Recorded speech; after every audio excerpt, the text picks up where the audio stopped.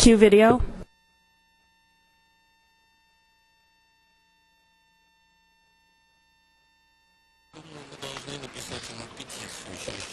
And then we thought hard about going downtown. Well, yeah, to Mirabella. I'm not above that. But we still have daughters and grandchildren on the island. Yeah. Nearby. There we go. Emoji like this. So good evening. It's May 8th, 2017. We're having a special meeting of a joint meeting of the City Council and Planning Commission. The council started a half an hour early with an executive session. We called roll there. But Allie, do you want to call roll? How do you want to proceed into this part of the meeting? Just so we're. However you'd like to proceed. Sure. I assume we need to do the same thing for the Planning Commission since it's joint? Yes. I will probably let Evan or Allison do that. Okay. So we have Councilmember Dave Wiesentiner. Here. Councilmember Dan Grouse. Deputy Mayor Debbie Bertlin. Here. Mayor Bruce Bassett. Here. Councilmember Jeff Sanderson. Councilmember Wendy Weicker. Councilmember Benson Wong. Here. And for the Planning Commission, Commissioner Cairns. Yeah. Commissioner Goodman. Commissioner Hubble. Present. Commissioner Meacham. Here. Commissioner Perzio Baroli. Present. Commissioner Scone, or Chair Scone, I'm sorry. And Vice Chair Wyman. Excellent. So I guess first off, for anybody watching, you'll hopefully forgive us the informality of eating while we are working. We also are, because of the format, it'll be a little bit harder from a camera perspective to capture who's talking. And it's also more challenging with the microphones because the microphones are a mixture of handheld and microphones pulled down from the dais with cords that people can trip on if they're not careful. So just the folks here, make sure you do get a microphone when you want to speak.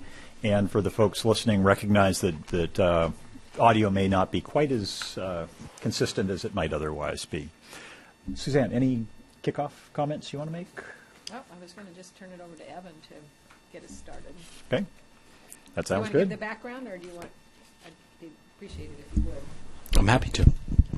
So, Council, Commission, my name is Evan Maxim. I'm the Planning Manager for the City of Mercer Island. I have a very brief PowerPoint, about 10, 11 slides to run through, just giving you an overview of the process to date, a summary of the community engagement we've had with the Planning Commission review, and then a summary, fairly high-level summary of the changes that are incorporated into the draft regulations at this point. After that, I thought I'd turn it back over, of course, to the Mayor and the Chair to run a joint discussion and provide any feedback from the Council to the Commission before moving on. So the Planning Commission's approach, just to remind all of the various parties in the room, we started with a policy-based approach. So starting with kind of the first three questions on the screen. What are we trying to achieve? Identifying the actual policy goal.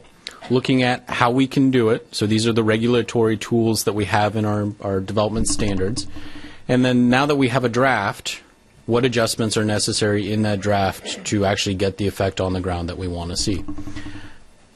What we were starting with, of course, was the scope of work established by the City Council in your August meeting last year. And this was looking at managing the changing nature of our residential neighborhoods and how our residential standards are regulating those and whether or not they're doing the job that we want them to do. This entire exercise, I think, has been heavily informed both by our comprehensive plan. So in the actual packet of material that the Planning Commission has looked at all throughout this process, we've had our comprehensive plan policies and a significant amount of public or community input as we've moved along. Just a brief slide summarizing the community engagement. I think you've seen this in the agenda bill packet material already, but we've had 3 very large community meetings, somewhere between 65 and 85 people at each of those meetings. We had a very large public hearing. We had approximately 155 people in the room. We've had an all-island mailing. We've had a blurb in the MI Reporter. We've done a number of different social media outreach efforts, Nextdoor, Facebook, things of that nature. And kind of a handful of other items I've put under kind of the other category, A-frame postings, posters or website, periodic updates. We did the roadshow, things of that nature. Planning Commission's now gone through 14 Planning Commission meetings to evaluate this subject in addition to the community meetings and the public hearing. Those meetings are typically 3.5 hours long. We've started at 6 o'clock fairly regularly, certainly since the start of the year and even before the start of 2017. Very involved conversations at various points along the way. Slide on the screen right now just summarizes the main themes that I think you'll see in the draft regulations. Thematically, we are looking at reducing the size, and when I say size, I really mean the volume of new buildings on the island for residential use. We are, I think, overall improving our tree retention effect on the ground. We're promoting landscaping and softscape on new single-family construction. We're increasing, what I've put here is light and air, but really the spacing of buildings that are built on the island and kind of balancing the light and air between buildings with the actual building size. We've looked at making sure that the house is the main building on the property, the main prominent feature on the property, not, say, a very large garage or a pergola that's perhaps out of scale. We are looking at balancing a number of competing goals. So gross floor area is one of those areas we'll touch on in a moment. We've had a lot of conversation about how we're reducing the gross floor area for new single-family homes, but I think what hasn't made its way to the public awareness as much is that we actually have provided an allowance to increase the gross floor area back up for things that are other policy goals of the City Council and the city, such as accessory dwelling units or accessible homes. And then the last item, certainly one the staff is very interested in, is trying to clarify and improve the predictability of our residential standards as we're moving forward with new permits. So I have kind of 4 large changes and then a last slide which summarizes the bulk of the remaining items. The first one I really wanted to touch on was just looking at reducing building size, and we use gross floor area in this city as a proxy, if you will, for the volume of the building. Planning Commission has, at least at the moment, started to recommend that we look at reducing the allowed gross floor area from 45 to 40%, and that we cap that maximum gross floor area size based on the zoning designation. So in the the R8.4 zoning designation, there will be an overall cap on the size of the house. Even if the 40% calculation said you could build a 10,000 square foot house, that cap would keep you down more on par with the R8.4 zoning designation. We do have the allowance I mentioned a moment ago for accessory dwelling units and accessible homes. And then we've really looked at adjusting some of the calculations around how we calculate gross floor area. Overall, these calculations have tightened, if you will. So the basement exclusion, for example, which excludes a portion of the basement that's underground, is now been refined to more accurately reflect the house as built post-construction. What we're trying to achieve, or what I think the Planning Commission is trying to achieve as part of this, is reducing the overall size of the house and then really limiting the overall out-of-scale nature of some of our new homes.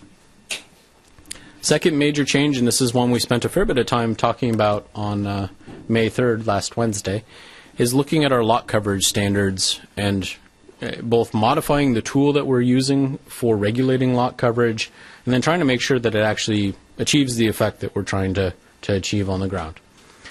So our current lot coverage standard focuses on impervious or pervious surfaces. Impervious surface, in short, is anything that would interrupt rain from absorbing into the soil on the ground. So in a typical drainage manual definition, impervious surface would include things like concrete, building footprint, structures. And then we start talking about pervious materials. So we have some members of the public who have recently put in a permeable sport court. The sport court certainly allows water to pass right through that sport court into the soil underneath. There's a fair bit of discussion as to whether or not that soil absorbs water at the rate you would expect. The problem with the impervious surface standard, as I've understood it talking to the Commission, is that it's off point to what we're trying to regulate when we look at our zoning standards. So we have a whole set of drainage regulations that the Council is reviewing right now for the King County Surface Water Design Manual, or pardon me, the Department of Ecology Surface Water Design Manual, and our MPDS permit. Those are our drainage regulations. We have a separate chapter entirely devoted to critical area protections and drainage related to those.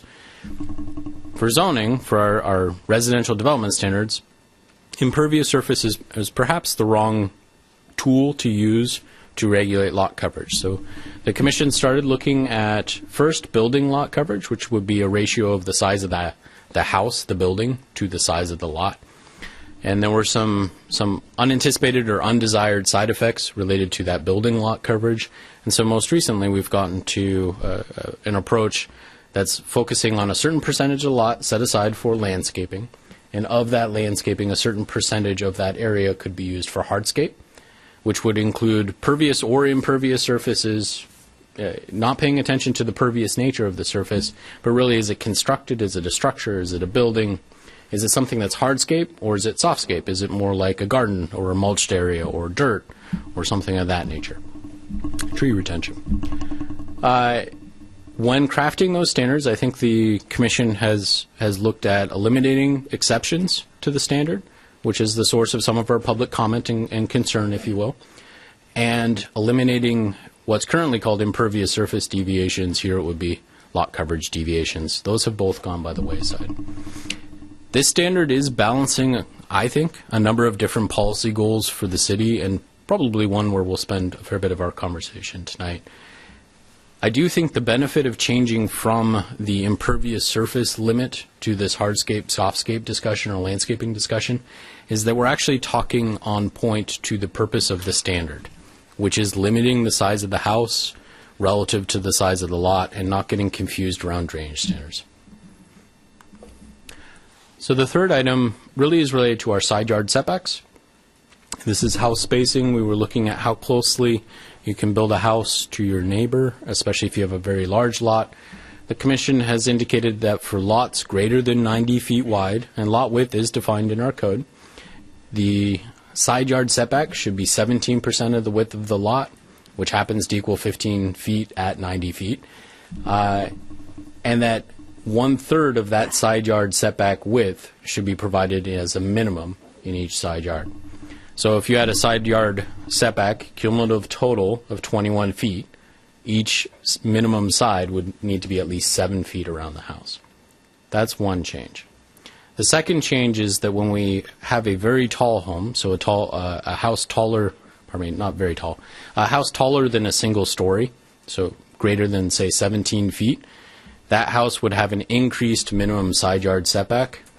So if the side yard setback was 5 feet, the increased setback would be 150%. It would be 7.5 feet. What this does is it both increases the amount of light and air, if you will, between buildings that are built in our neighborhoods, and it reduces that looming effect you sometimes see with a new house built, typically 2 stories or 2 stories with a daylight basement right next to a rambler that's perhaps a little bit older and typically a single story. What we were trying to address here was the concern of a very large house with a bedroom window looking down into the kitchen of the next door neighbor or something of that nature. The last would be really looking at our tree regulations, and we ended up entirely rewriting this chapter of the municipal code. The rewrite was really prompted by perhaps a code that's a little bit out of date in terms of its organization and its clarity and predictability, both for the property owner, for neighbors, and for a builder on that property, trying to figure out which trees they would have to retain as part of that that compliance. The regulations themselves have largely been focused on prioritizing the retention of very large, healthy trees. We haven't focused so much on whether or not they're native to Mercer Island, but we have focused on, if they're 24-inch trees, trying to prioritize the retention of those trees as opposed to, say, the 10-inch tree. We have prioritized exceptional tree retention, which might be a very, very large tree, a 36-inch diameter tree, or even a smaller tree that's relatively unique at that size. So the one that comes to mind for me is the vine maple. Most people are familiar with vine maples as kind of smaller shrub-like bushes. They might have a diameter of a couple inches. I think our threshold for an exceptional tree is up around 6 or 8 inches. The last item I wanted to call out to the attention of the group is we do have a tree permit that is clarified as to when it's required and when it's not required in our Chapter 10.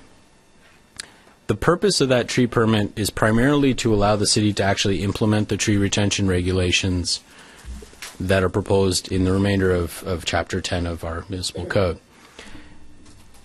Meaning, it is not an uncommon occurrence that a builder, when they're buying a property to tear down the house and build a new home, will ask the current homeowner to remove the trees on that lot. The building community actually will acknowledge this, at least in private. They don't tend to acknowledge it in public. Because a private property owner, at least historically on the island, has not had the same retention requirements that we see with new construction or a new development or a new house.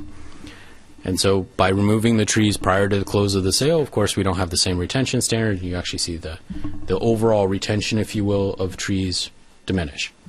That tree permit threshold, I think the Commission spent a fair bit of time talking about where that should be. We are now at a 24-inch diameter tree would require the tree permit. If you're simply maintaining your property and you need to take out the tree that's overshadowing your roof and causing all the moss to grow, that permit is essentially ministerial. We're just documenting that the tree is coming out so that if and when we have a future conversation with a builder on that property, we have a little bit of an accounting mechanism as to how many trees were on the site before the builder obtained it. The same protections that would be in place before this amendment, so if the tree was in a critical area, if the tree was in a landslide hazard area, those are still in place. The last is a relatively quick effort at just noting the other main changes in our draft regulations at this point. We are getting rid of the deviations, as I've mentioned before. We are limiting the accessory building size. We're trying to address the circumvention of some of our subdivision standards by applying for a building permit before applying for the subdivision. We are limiting the run-on construction effect, at least to some degree. This is the building that never seems to stop construction, if you will. And we are clarifying our building pad requirements and applicability. And with that, unless there are questions, I will be done.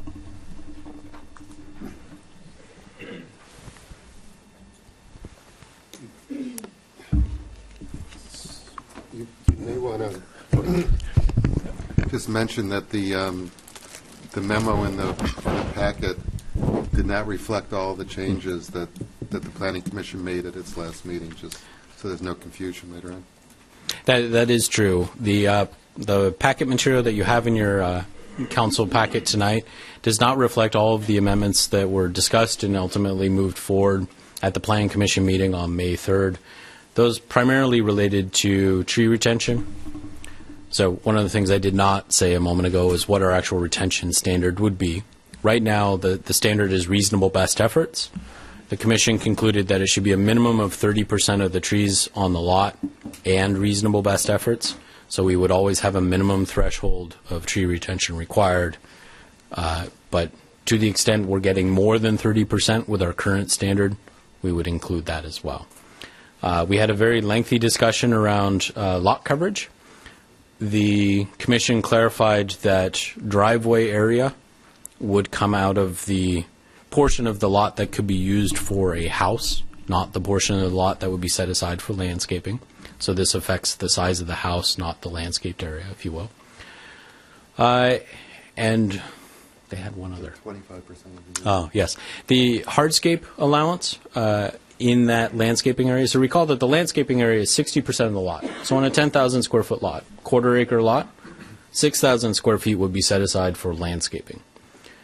Most landscaping that I've seen includes both what I would call softscape in this scenario and hardscape. So you might have a patio in the middle of your garden. The patio would be hardscape. The garden would be softscape. The allowance has been adjusted by the Planning Commission following their discussion on Wednesday night to 25% allowance for hardscape. So of that 6,000 square feet, a quarter of it could be used for hardscape, and the remainder would be used for softscape. And this would allow for some flexibility around things like sport courts, larger patios, decks, things of that nature that you might want to incorporate into your landscaping. Driveways would be out of the 40% set aside more for the house. So really what that would do, of course, is reduce the footprint of the house if you had a very large driveway.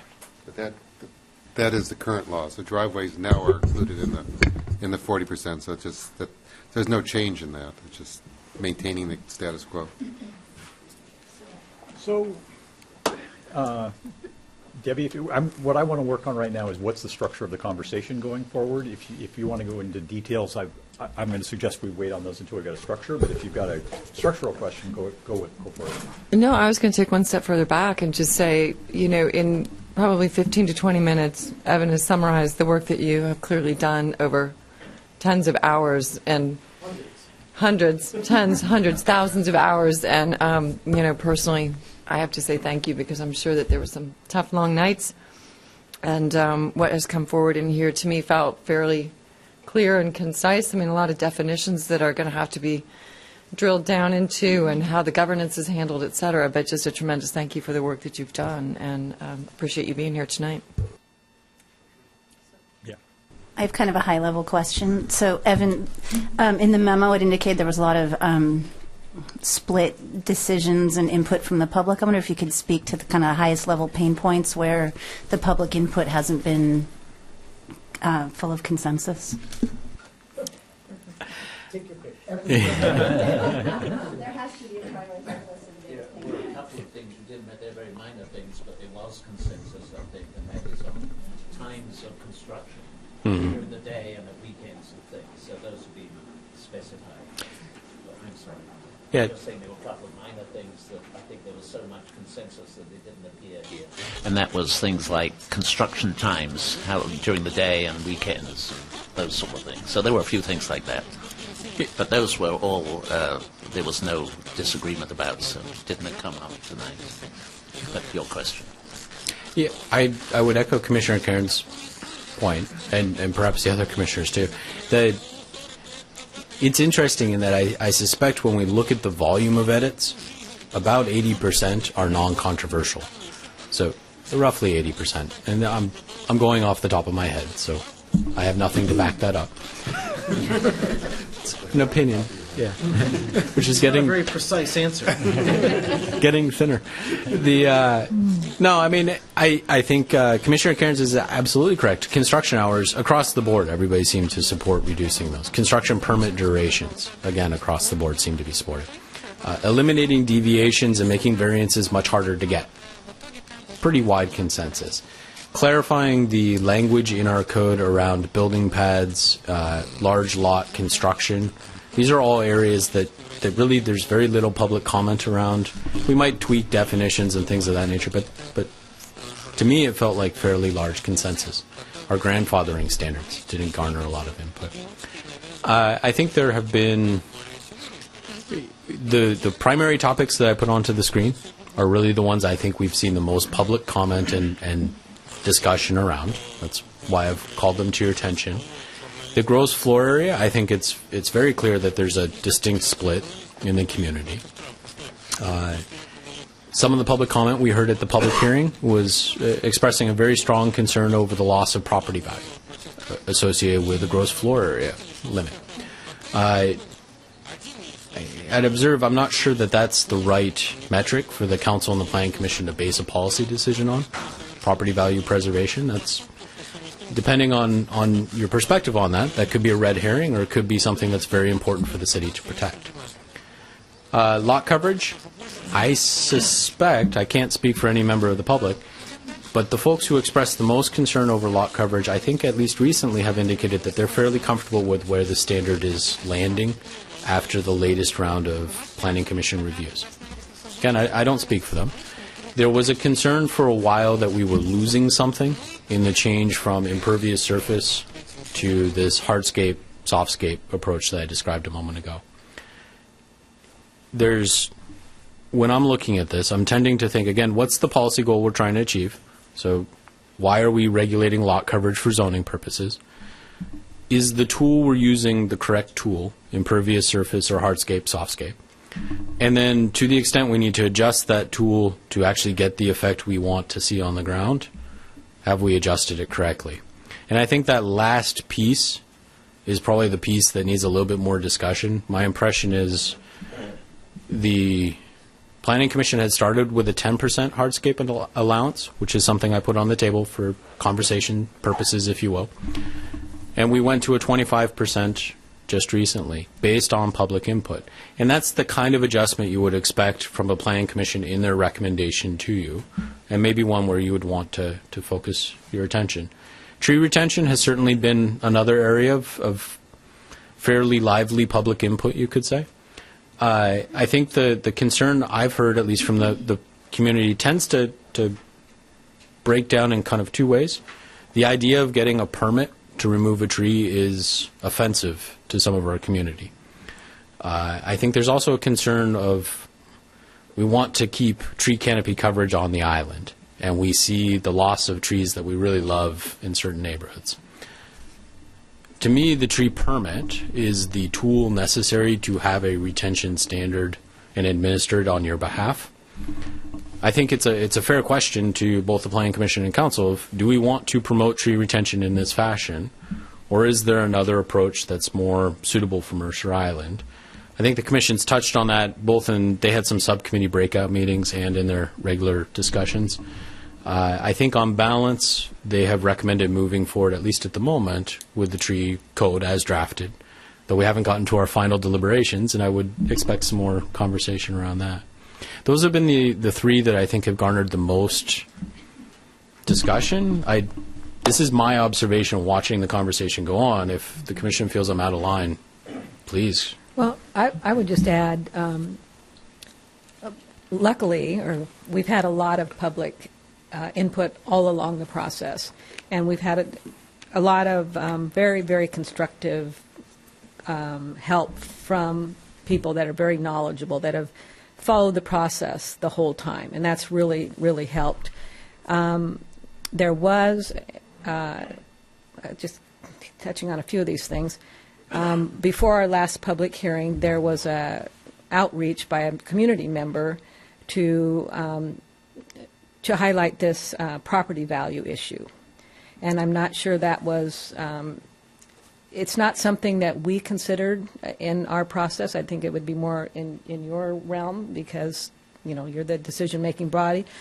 And plus we heard and saw actual evidence that it works both ways. So we actually had testimony, and it's in the public record, of property owners that had their taxes reduced because of the larger house that went in next door to them.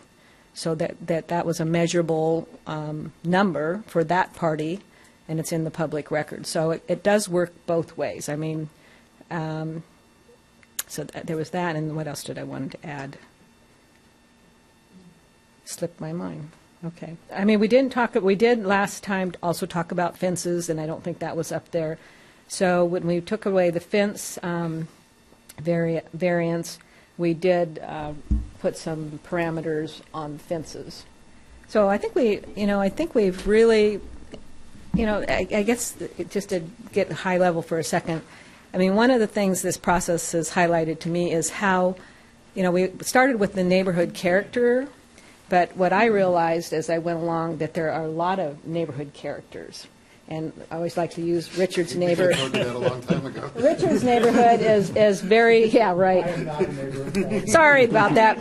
But Richard's neighborhood is very different than my neighborhood. He has big, tall Doug firs and, wooded lots and maybe larger lots. And I'm down in East Seattle, and I have lots of sunlight and smaller lots. And, I mean, every neighborhood is so different. So I would encourage council as they move down this pathway is to constantly put that filter on every decision you make. If you have to, maybe, I don't know how you would break it down, but we've made what we think applies to the whole island, but it impacts remodels different than new construction. It's so variable. So I guess that's my, do you want to add something?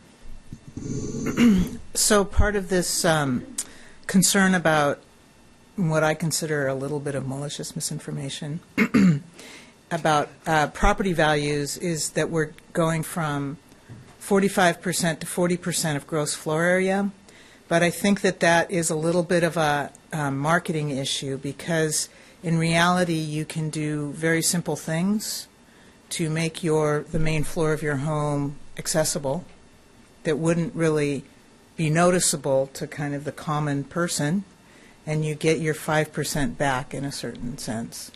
That's one thing. And furthermore, an accessory dwelling unit, you prep for it, and then you can implement it in the future.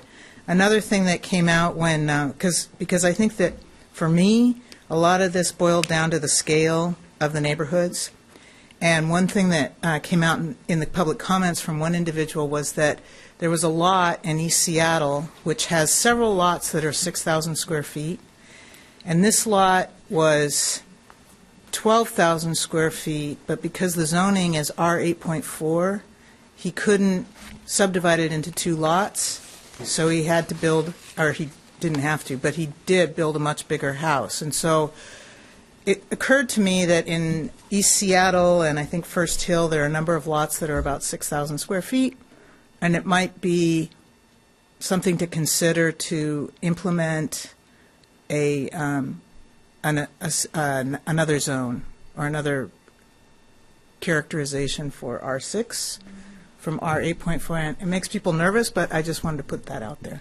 And that was somebody's individual opinion. That's my individual That was not a opinion. planning commission No, it's recommendation. Yeah. Just, yeah. So Stick with what we've done so far. From a procedural standpoint, just to tack on there were a bunch of things that we very explicitly did not and have not discussed. We have a list that will, at some point, be giving things that we sort of excluded from the conversation. I think that's one of them, because it did come up, and we sort of said, hey, this is going to be outside of the scope of what we're trying to achieve. So I think at some point, getting that list to you guys is as important as the list of the things that we did talk about, because then you don't spin your wheels thinking, well, how come we didn't get a recommendation around this? When we very explicitly haven't had some of those conversations. So, related to that, one of the first decisions that we made was that we were not going to try to regulate design, and that we were not going to try to construct a design review, residential design review process. So we sort of revisited that recently in the context of some of the process issues and appeal issues that we've been dealing with. At the same time, we've been talking about the residential development standards. And, I want to be sure that this doesn't get lost in the shuffle of, kind of a to-do list that we want to communicate to the council about other things for you and the Planning Commission to consider in the future. And this really, I think, was brought home by the discussion about building permit appeals. That, my strong feeling, and I think as the majority of the Commission felt the same way, that the city needs something like a site plan review process.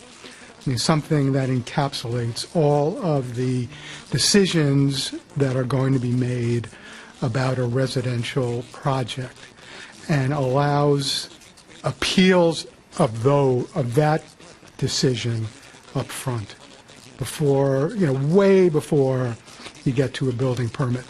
A lot of the, I think, controversy over building permit appeals is motivated by the lack of an earlier time to discuss or appeal what's going on. And it seems to make a lot more sense to move that forward and to do that in the context of a more apparently rational process for dealing with residential permits.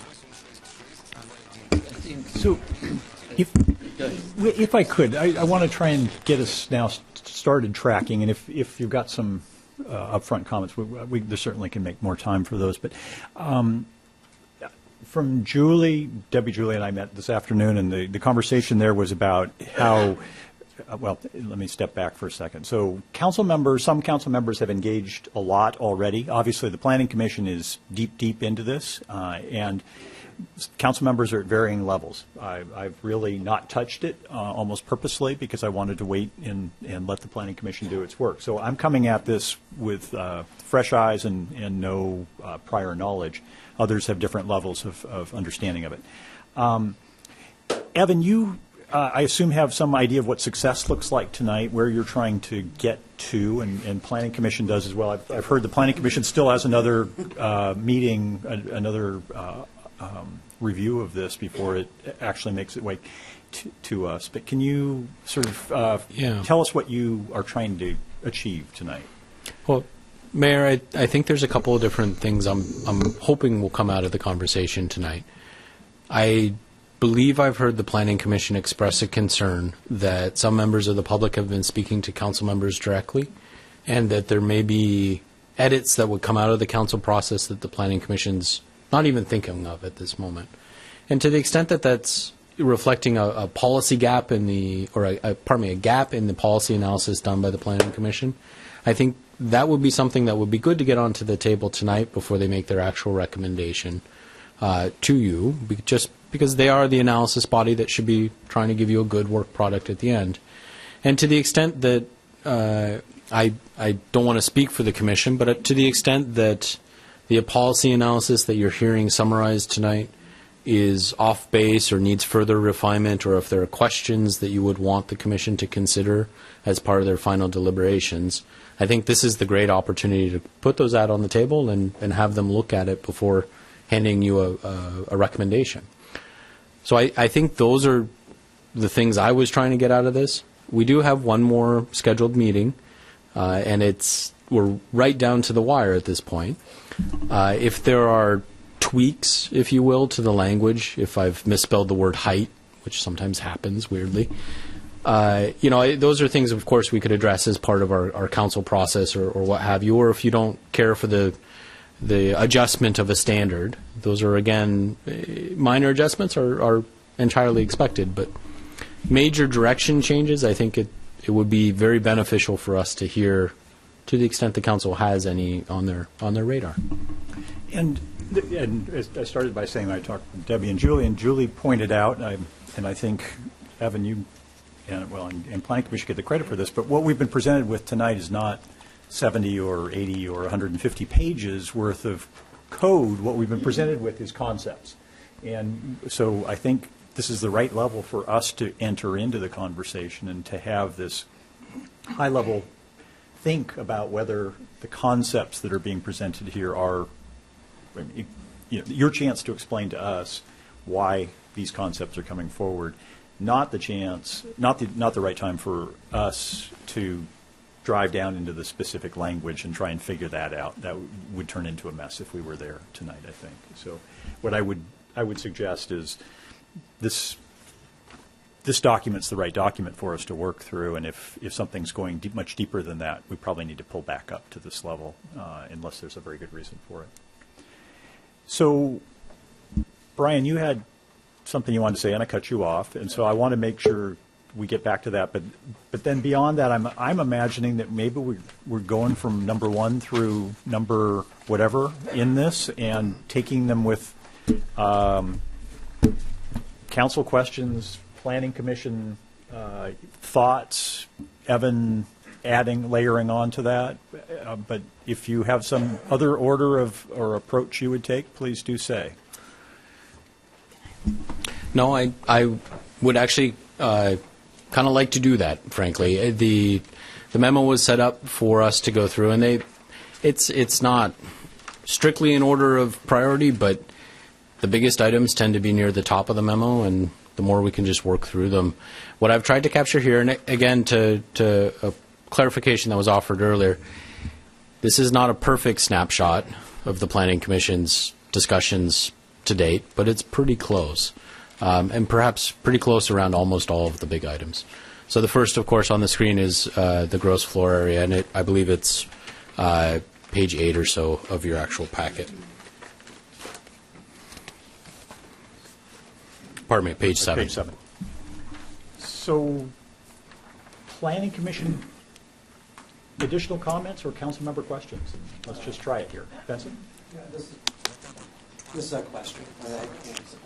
Again, I appreciate all the work that the Planning Commission has done and all the work that Evan and staff have done. The 40% GFA has been in the drafts for a while, and so I'm just curious if you guys can just provide us a little background, the rationale for it. Has it always been at 40%, or was there discussions at a different percent? And how does this relate to other communities in this area? So, great question, and I think it really comes back to a lot of the original feedback that we got from the community, and it was couched in a lot of comments around why are we giving away so many deviations, right? I don't think people were frustrated with the standard as it existed. It was more of the how it was being enforced, and sort of extra being given on top of that. And so a lot of the focus we had was not necessarily on changing that number. There were some other tools that we will talk about later to have an impact on some of the other issues that we talked about. But generally, correct me, anybody else, if I was wrong here, but it was really around the feeling that, we had good intention with our code, but it wasn't necessarily being enforced in the way that it needed to be. And so by trying to tighten up how that was administered was really, I think, where we focused a lot of our time. Lucia's shaking her head. She disagrees. Well, the gross floor area was never subject to deviation. The question that the gross floor area addresses is the massing of the houses, which is what people were really, or what kind of seemed to kick this whole process off. The thing that was subject to deviation was the lot coverage issue, and the lot coverage is very conflictual in the way that it's currently administered in the code, because it's impervious surface and lot coverage, which, depending on what code you're looking at, lot coverage is structure and impervious surface is something that's dealt with by the Washington Department of Ecology. So with the gross floor area, we limited the scale of the development and eliminated that whole impervious surface standard. And I think to my point is we're trying to remove the confusion between those two, because while we understand parsing those two things out, I think a lot of people were conflating those two things. So I guess another way of expressing it is that we were looking to reduce the size and bulk of houses, and there are a certain number of loopholes to get there. Lot coverage is one, gross floor area is another, and looking at numbers for what size house you could get when you manipulated those numbers and those percentages seemed to come out to a reasonable sized house at 40%. I mean, looking at what the trends in house size have been on the island compared to some of the monsters that have been built recently, the 40% number seemed to produce a reasonable size house that was in proportion to the lot. Oops. First of all, thank you. But I have a follow-up because there was an earlier comment regarding these 5% bonuses, 5% for an ADU and a 5% increase for accessible buildings. And ADUs. Yeah, some sort of accessibility or there's two things that would allow for a 5% increase. So the ADUs, that sort of makes sense. I was concerned whether or not the other 5% bonus category might lead to potential abuse or result in pretty much, the exception overtaking the general rule. I don't know if that's possible, but there was I think the way it was phrased by Lucia, that I mean, that was my first note to put down. Because the way you did phrase that, it sounded like we're setting ourselves up for a potential abuse of the system. So we need to maybe look. Thanks. I wanted to address that because that particular suggestion was something that I was championing. There are two reasons for wanting to have that extra 5% for an accessible home. One is that if you are building a home that's accessible, like wheelchair accessible, you do actually need a little bit more floor area to account for turning radiuses and larger bathrooms and hallways and that sort of thing. The other was the intention that it would serve as an incentive for people who might not need accessibility now, or for builders to make the first floor of their home accessible. So, and part of what would prevent abuse or fraud in that is that in order to claim that exemption, you would have to demonstrate that that first story actually met accessibility standards.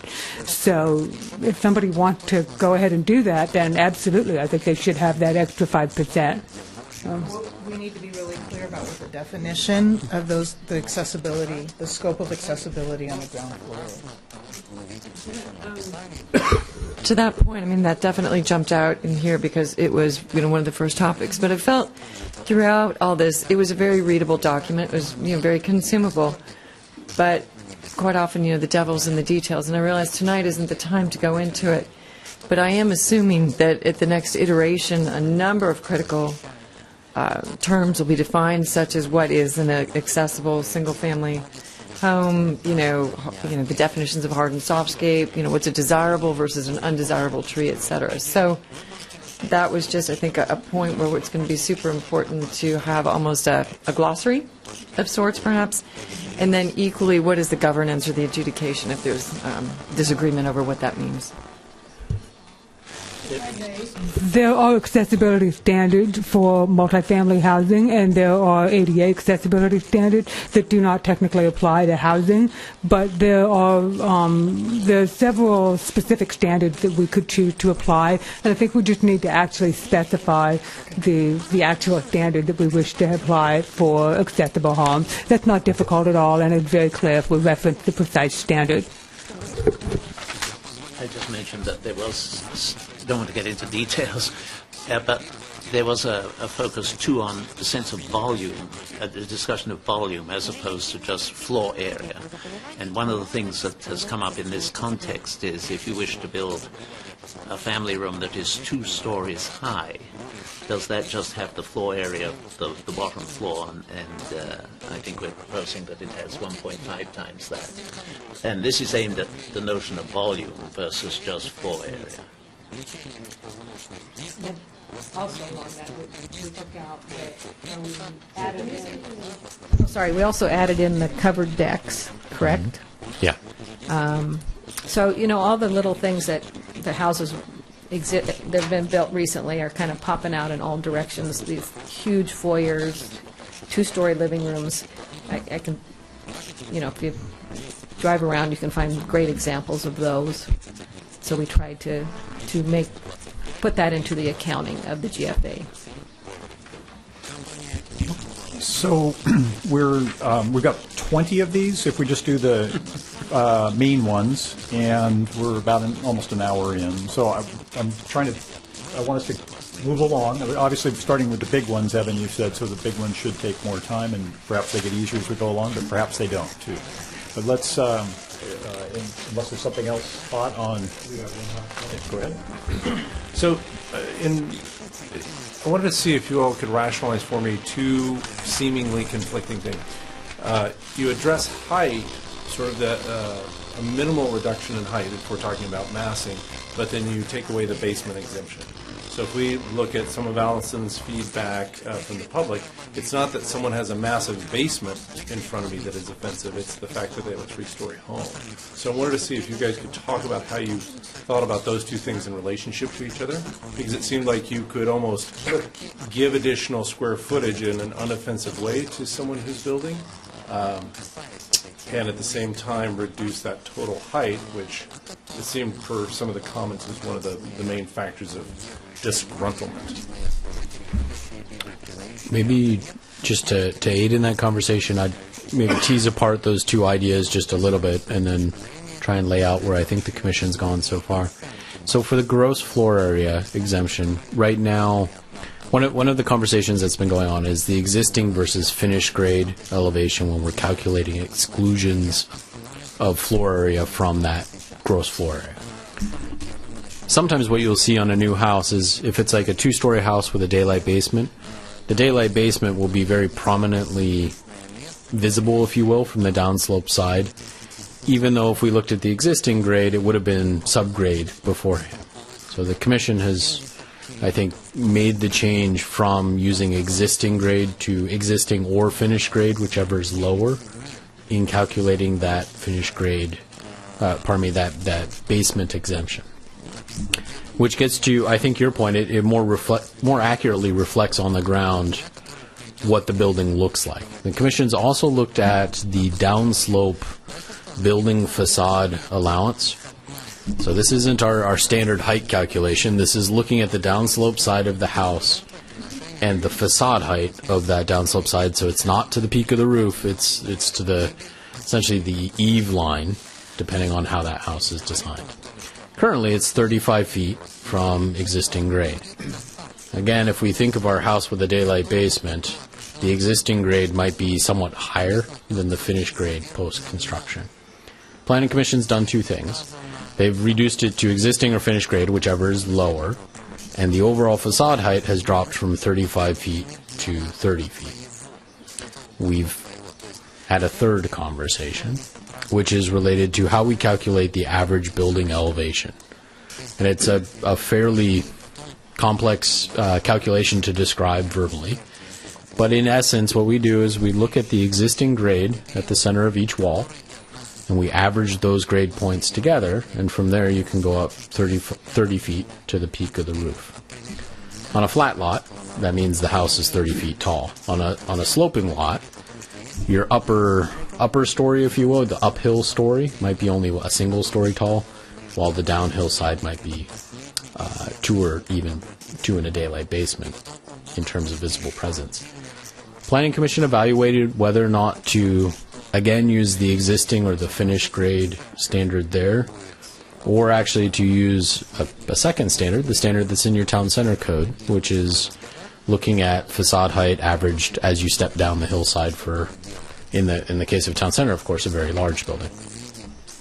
I think on balance, what I heard the Commission say is that they felt the first two changes had sufficiently addressed the height concerns that they had heard, such that the third change, changing the overall average building elevation calculation down, wasn't necessary. So, in the sense of what they're trying to do is describe a cube on that property, if you will, where the house could be. And they had taken two of the metrics for describing that cube and adjusted them down, and then concluded that adjusting the third one wasn't needed. That's what I understood from the Commission. Does this help clarify? What?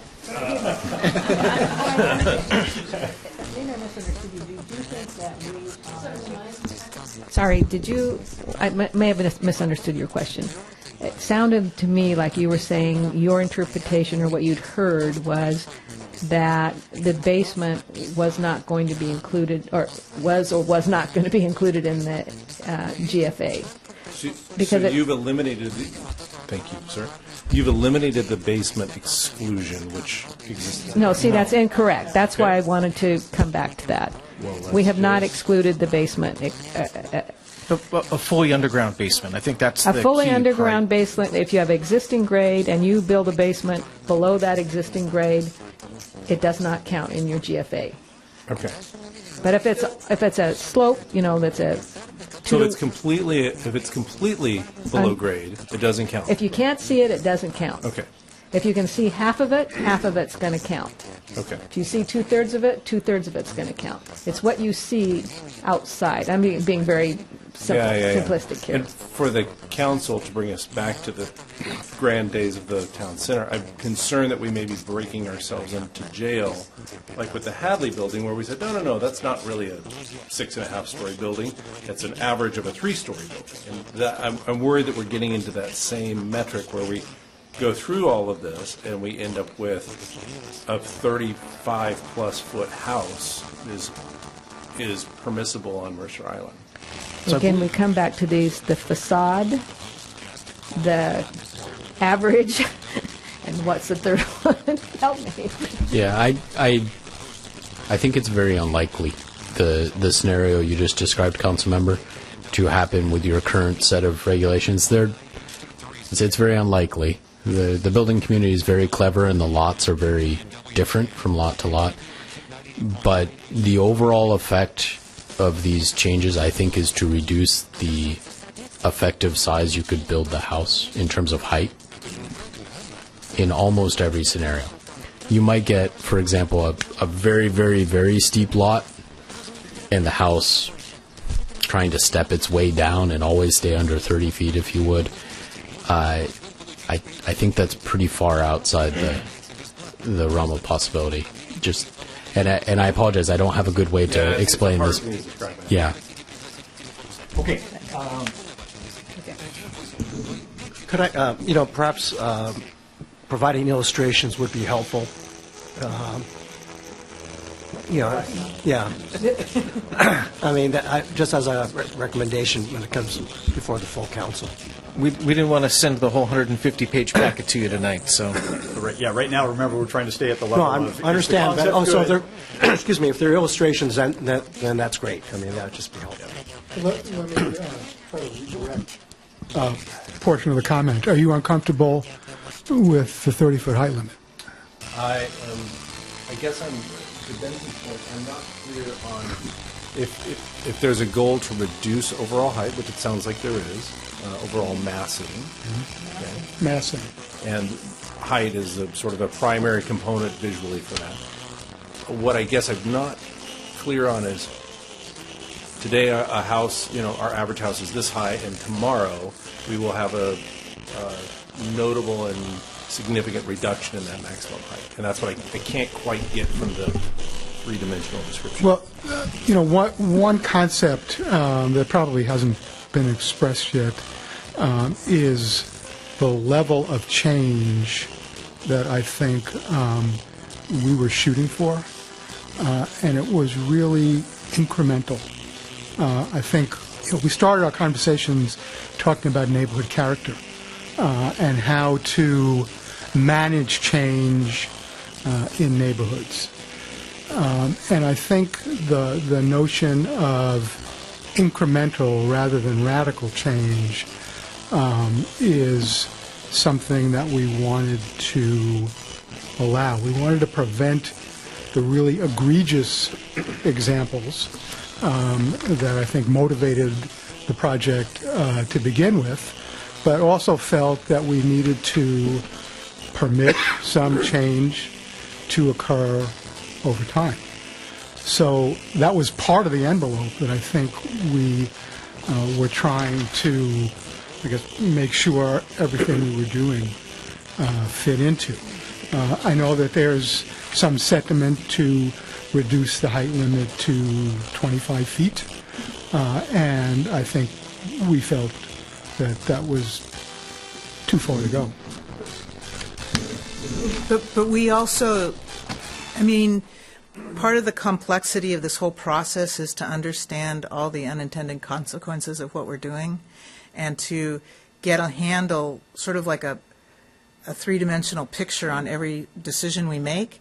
So, for instance, you have the gross floor area, and then you have the height limit, and then you have how you calculate the gross floor area in terms of floor, height of space, and then you have the side yard setbacks. And so the objective is not necessarily the height limit, it's the overall massing of the building on the site with respect to the context of the neighborhood. And it's all of those components that go into making that. And I'm going to jump in on that too. I just did the five 5 divided by 30, that's 17% reduction of the height, of the facade height. And then on the downhill slope. I think that is one of the most offensive places. I mean, you look at, if you're in East Seattle now and you look up towards First Hill and you're just seeing this wall of housing now, 2 or 3 stories high. I mean, I think 17% is a pretty good cut back, and plus adding in the way you measure it from existing grade or the lowest grade. So that's going to make a big difference there as well. So, and for every, it is a balance. I mean, there are some lots that are steep slope that are hard to work with. To crunch them into too small of a height limit or not enough variables for them to develop or, their home, I think you will have the public really feeling, that their options are limited in developing their single-family home. So I think I felt pretty good about the 17% or the 5 foot. I'm going to try and move us on. Debbie, you've got something else on this? Yeah, I mean, so one of the scenarios that was coming to my mind when I was looking at this, it's basically limit or cap the maximum gross floor area based on the zoning designation. Do we have many neighborhoods on the island where you have like a hard line, it goes from 8.4 to 9.6, where if you find yourself on the border between 2 zoning environments, you're on the one side of the line or the other, yet your lot size might be the same? I just don't know if there's some interesting hard lines that exist in the neighborhoods. So certainly the map has lines on it, right? So there's going to be places where that happens. But if you look at the way the maximum are designed, what it's looking at is when you have a house in a zone, and let's say there's 2 or 3 lots that have been aggregated. Maybe in the example that was given earlier, it's just under the amount. Let's say you've got a 15,000 square foot lot in an 8.6 zone, or a 16,000 square foot lot in an 8.6 zone, which means you're 1,000 square feet too small to subdivide that lot. So what are you going to do? Well, 40% of 16,000 is now going to be a 6,500, 7,000 square foot lot, when most of the lots in that neighborhood are probably 7,000 square feet. So what you have now is this scale issue where you've got a house that's built as if it were in an R15 zone, but it's in an R86 zone. So the caps are actually sort of move into what the next zoning size would be, but they're not, in the case of if you had a double lot, you're not going to be able to get a double house, because in the end that house is going to be completely out of character with what the density that zoning is designated. And it gets back to the question that was raised earlier, I forget who brought it up, but around, if that's incongruent, if you think about what the basics of zoning is supposed to be, it's supposed to designate what a density of a neighborhood is, and by definition is saying this is what the character and density of this neighborhood should be. And the philosophy that I think we subscribe to, and I was a big proponent of this, and I think when you listen to the comments from the community, that when you have a house that comes in that's being built on 2 or 3 lots that have been aggregated, it's all of a sudden way out of proportion with what that neighborhood has been designated from a density perspective. So by having that cap, it's still well, beyond what, if you have even a 10,000 square foot lot, you're going to be capped at 40% before you'll ever be capped at the maximum. No, I've got that, and I'm good with that principle. My question is, let's say and this might be where I need to sit down with Evan so that I don't derail this conversation. But the extent to which you have, let's just say, you've got an 8.4 and a 9.6 zone. They're side by side. There's a street running down. You're on one side or you're on the other. You both have a 12,000 square foot lot. You're on one side of the street, you get to build A. You're on the other side of the street, and you get to build B. So what I would suggest is, rather than we go into this sinkhole right now, is that I sit down with Evan and or Scott just to understand that there might be some points on the island where literally what side of the street you're on, irrespective of what size your lot is, could determine the size of your house. So let me take that offline and satisfy my own curiosity. That's actually the case on 74th Avenue. One side is 8.4 and the other side is 9.6. So it's right there, and it's right there on. Yeah, I mean that's just the way it is. And I would just make the point that between two zones, I think that difference is going to be somewhat negligible. Where I think you're going to see a drastic difference is if you have an R15 and an R86 next to each other, and they both have 30,000 square foot lots. That's where you're going to see a difference, a disparity, right? And so, to me, that comes back to, has the zoning been designated, properly? And today that would exist anyway. And Well, so whether that's 1% of the houses or 5%. Let me sit down with because again, I might be I might be questioning what is such a small percentage that it's really irrelevant. But one of the things that was driving that, I think, is a tendency in some of these R15 areas to, buy up lots and put them together and then max out the building on them. And so what this does is it kind of attenuates that in the sense that if you buy up 15,000 square foot lots, it doesn't mean that you then can build a house that is more of a commercial grade scale. But maybe you have, and I can think of at least two estates on Mercer Island, and both of them have been approached differently. One built maximizing their potential GFA with the conglomerated lots, and one of them built separate buildings as though they were separate lots. So I think that that's a little bit what's driving this, because we got a lot of comment from people that were just overwhelmed by the scale of this redevelopment of their neighborhood. I'm really going to try and move us on here, but okay. Well, then, okay.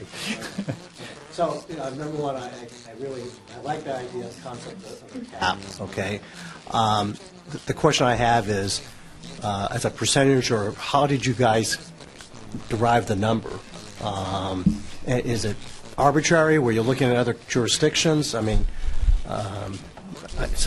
it was 40% of the next higher zoning. So if you were in a 9.6, you got 14% of the 15,000. Isn't that the way we worked it? It is. We rounded to the closest 1,000 to make, because the numbers, 40% of 9.6 is a funny number. Kind of a formulaic way. And it ties back into what I think Commissioner Hubble said a moment ago. There's a presumption that there's a presumption that the size that you would expect in a 9.6 is not egregiously larger than what you would expect in an 8.4 at that threshold, if this makes sense. So a 15,000 square foot lot in the R8.4 or in the R9.6 would be roughly on the same size house. You would expect the same size house. I'm losing the words at this point. All right, I'm trying to move us on. So I'm going to lot coverage, item 3, and here, so this is where we've got the concept completely changes from impervious, pervious to landscaped house, and then within landscape, these two subsets. So council member questions or planning commission comments as we work on this one? This percentage is off. This is the one where it says it's actually 25% of the 60%. So and that the driveway is actually included in the 40% throughout. So you've got the structure plus the driveway on the standard lot has to be 40%, and then there are the remaining 60%. 25% of that, or basically 15% of the entire lot, can be hardscape. If you have extra within the 40%, then your hardscape can also go towards the 40%. So if you only use 35% for the structure and driveway, you'd effectively have an extra 5% of the lot, or you'd have 20% of the lot for hardscape instead of 15% of the lot. So these numbers have to be adjusted to reflect that. Well, I think one thing that needs to be looked at when we're, this is getting down into the details, but this doesn't take into account things like flag lots, where a big portion of you got to have access to your house, and so that's a long driveway. And it also doesn't mention that under our existing code for steep slopes, for lots that are steep slopes, actually you start out at less than 40%. You start out at 35 or 30%, or maybe even as low as 25%, depending on the slope. Yeah, so the summary here isn't doing the conversation justice from May 3rd. What the percentages rapidly become very hard to track. What I think is, I don't think I'll step on anyone's toes by saying this. We've tried, by and large, to keep the landscaping percent. Let me try again. One of the fundamental thoughts I think the Planning Commission had in setting these percentiles is that you should be able to maximize the gross floor area of the house on a single level if the lot was flat, which is how we ended up with 60% of the lot should be used for landscape areas. That 60% does not include driveways, to Councilmember Grouse's point. This was a clarification on May 3rd. So on a 10,000 square foot lot, if you can build a 4,000 square foot house, you can do that on a single story if you can figure out a way to manage your driveway as part of that exercise. So on a square lot that has very close proximity to a public road, that's probably the situation where you'd see the maximum GFA on a single story. The Commission on May 3rd kept the ratios of impervious surface to pervious surface very close to the current ratios we have. I said impervious, pervious. I screwed it up again. On May 3rd, they kept the hardscape, softscape, pervious ratios. Damn it, I did it a third time. Excuse me. Pervious is such a problem statement here. They kept the hardscape, softscape ratios very much on par with our current impervious surface, pervious surface ratios. So that's the bulk of that adjustment. They also heard some very compelling public testimony related to pervious sport courts and this basic desire to have more hardscape allowed on these lots. And so the third adjustment that they put into place, if you will, on May 3rd, was to increase the amount of hardscape allowed in the landscaping area. The standard is complicated to describe. It's actually fairly straightforward when you apply it to a lot. So this is one, to Councilmember Wong's earlier point.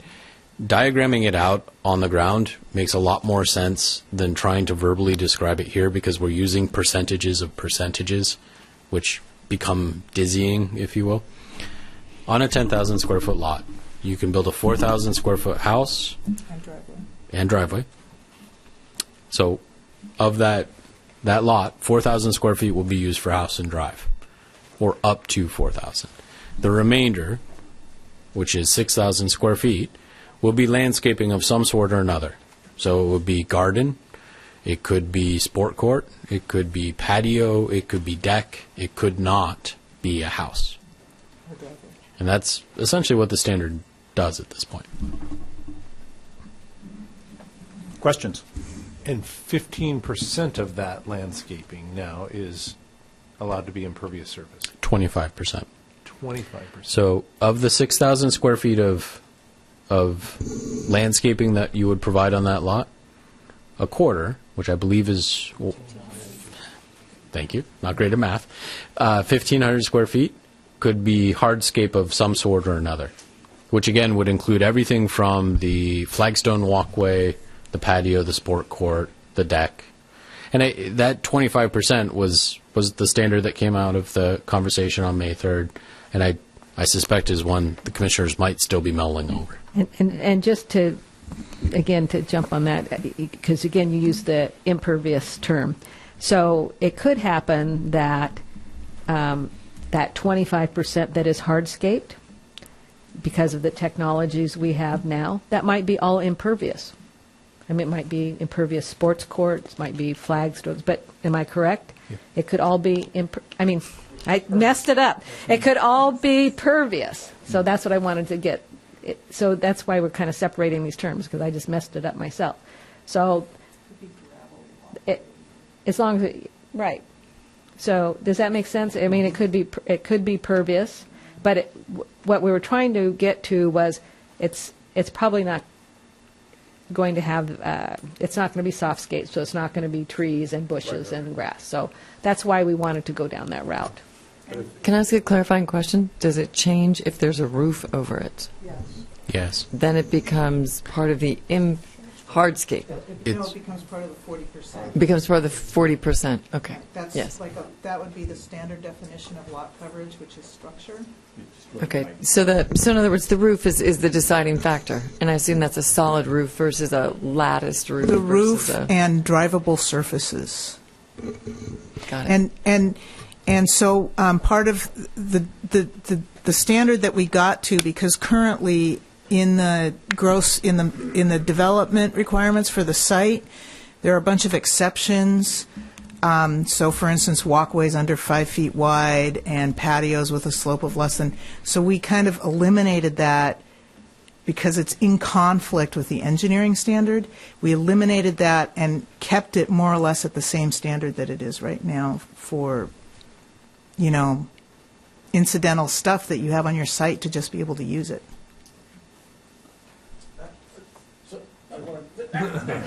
I'll just point out that about 2 months ago, the public comment that we were getting on this topic was merciless. I mean, we were being beaten for increasing the amount of lot coverage, and as probably certainly in part in response to that, we started to change the way we were approaching it to make it more similar to the outcomes that you get now.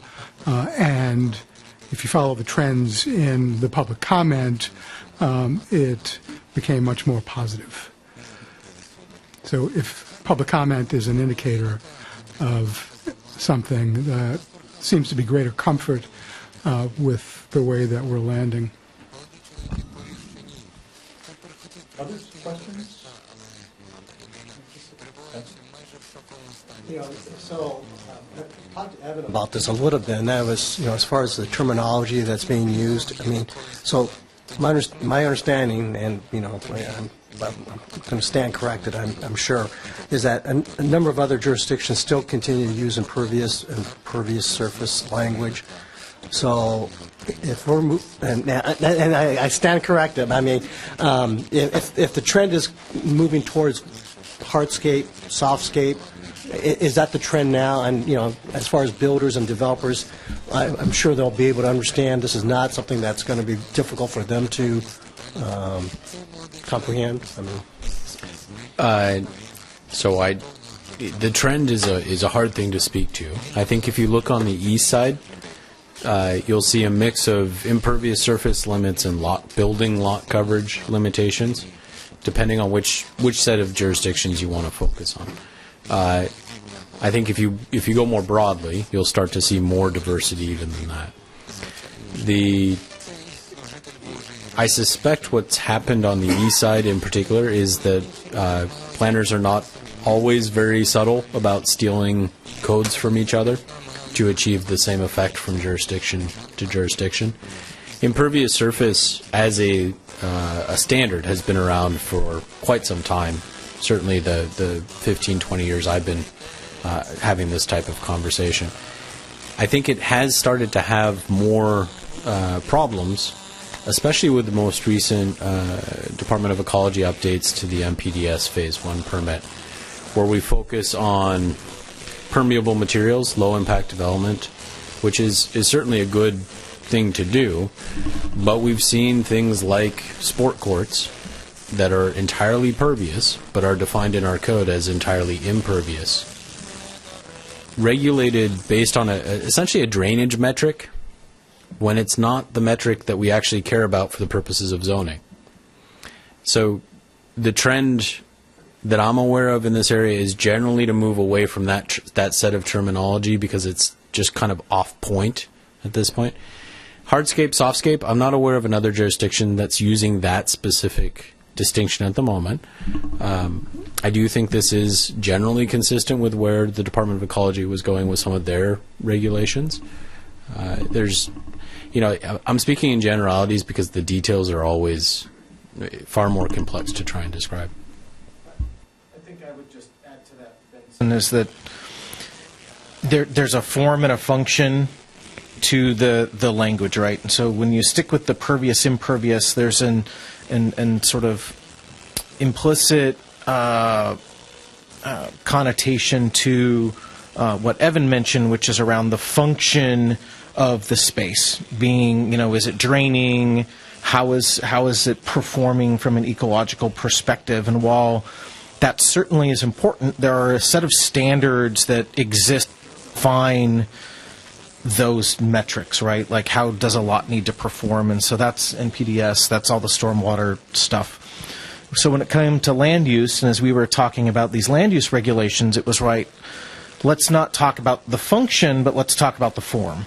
And so that's where the language of hardscape and softscape, and it was really trying to listen to the community around back to that neighborhood character that Richard talked about, which was our starting point of all of this, which is let's talk about the things that we want, not the things that we don't want, and create policy that says this is the form and the character of the neighborhood that we want. And if you think of the balance between hardscape and softscape, those are the things that really lend to a great conversation around how does without getting into design, how do we give the tools that allow a resident or a builder to actually create something that's functional from a people perspective, not from an perspective, because there's other places that regulate that. I'm going to move on. It's complex. So, may I ask one question? I was curious if you guys addressed easements in this lot coverage. Because that is something we've heard a little bit from the public on, that you may have an easement that is decrementing from your lot coverage calculation. So there are a whole set of definitions that are coming along with this set of draft regulations, one of which is net lot area. Net lot area is how we are looking at applying this set of standards, and it would exclude things like vehicle access easements for exactly the reason you're getting at, which is, especially in the context of the pervious impervious, really we have to assume that a vehicle access easement is impervious, even though it might only be partially 10%, 15, 20% paved, because at some point in the future, someone has the right to pave the entire thing. So here we've tried to focus on the actual area that's not already predetermined to be hardscape. Okay. Building height. We talked about this already. And we did talk about this already. So, are we ready to move on then on that one? There's one exception on this. I'm sorry. The landscaping, and that was if it's a one-story building, that the proposal is to reduce it from 60 to 50%. Is that correct? May I address or speak to certainly that? clarify, because I have no idea what my notes say. So the initial thought was that actually the driveway would be part of the hardscape, and so if we were trying to achieve both the goal of allowing for a drive and a maximum single-story GFA home, we would need to give a little bit on our landscaping allowance. I think with the last set of direction from the Planning Commission, we'll rejigger that section of code again. Great, thank you. So I think we're on to item 7, parking for small lots, if I'm not mistaken. So Mercer Island has the most difficult parking requirement of any jurisdiction that I've ever worked in, whether it's in the region or it's outside the region. And currently, we require 2 covered parking spaces and an additional off-street parking spaces, so 3 off-street parking spaces, which when you get to small houses, which we're trying to encourage, it becomes onerous. So part of the discussion was, when you have a small lot, let's just go to what is a normal standard. Well, even in Seattle, they only require 1 off-street parking space. So we still have 2 off-street parking spaces, but only 1 is necessarily required covered, so that you would be able to have more living space and less space occupied by garage. So that was did I characterize that properly? The only thing I would add into that is I think some of the commission saw it as an equity issue for very small lots where we're reducing the GFA. A parking space in a garage might be 300 or 400 square feet, and so this brought the GFA up on very small lots, more on par. Did I get that correctly? That's correct. And then I think, I don't know if I did my analysis correctly today, but it looks like there's, I'm just going to say probably 140 lots that are under the 6,000 square feet, so that this would apply to. Is that correct? And also, we're trying to be aware that, in general, transportation might be changing in the future, and people's dependence on cars, and especially smaller homes, will probably have fewer people in that home. So we thought that was a reasonable decision to make. It's not reducing the GFA. It's not reducing the GFA. It's just redistributing the GFA. Into living space. So I think the interesting question for the council will be whether we want to go beyond 6,000 feet, for the very reasons that Suzanne mentioned, that it's very limited right now with only 140 lots. We'll be covered by it, and given what's going on in the general population now with car ownership. So that's the. I mean, I applaud the commission for tackling this. I think it's exactly the thing that should be done, and the council needs to think about whether we want to go even further. But it's definitely a good idea. Others on this? Jenny? I just wanted to point out that we also, in considering very small lots, I don't remember exactly what we settled on, but we looked at allowing a little bit less of a side setback, because oftentimes if people wanted to build up on a small lot, if we are doing a variable side setback, they wouldn't be able to put a second story on their home. So we looked at I believe what we did was that if it's below a certain size and below a certain lot width. And that also gives some relief to the people who own very small lots. Yeah, that would be correct. It's at the same threshold, the 6,000 square foot threshold. We generally tried to keep these thresholds the same throughout the draft, which is in the next section, the variable yard So setback. let's go ahead and move on to that.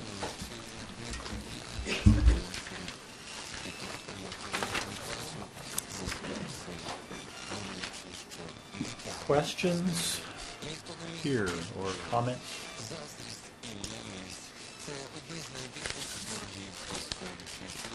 It's easy. All right. Go ahead. I just wanted to add some color, because I don't know who's been.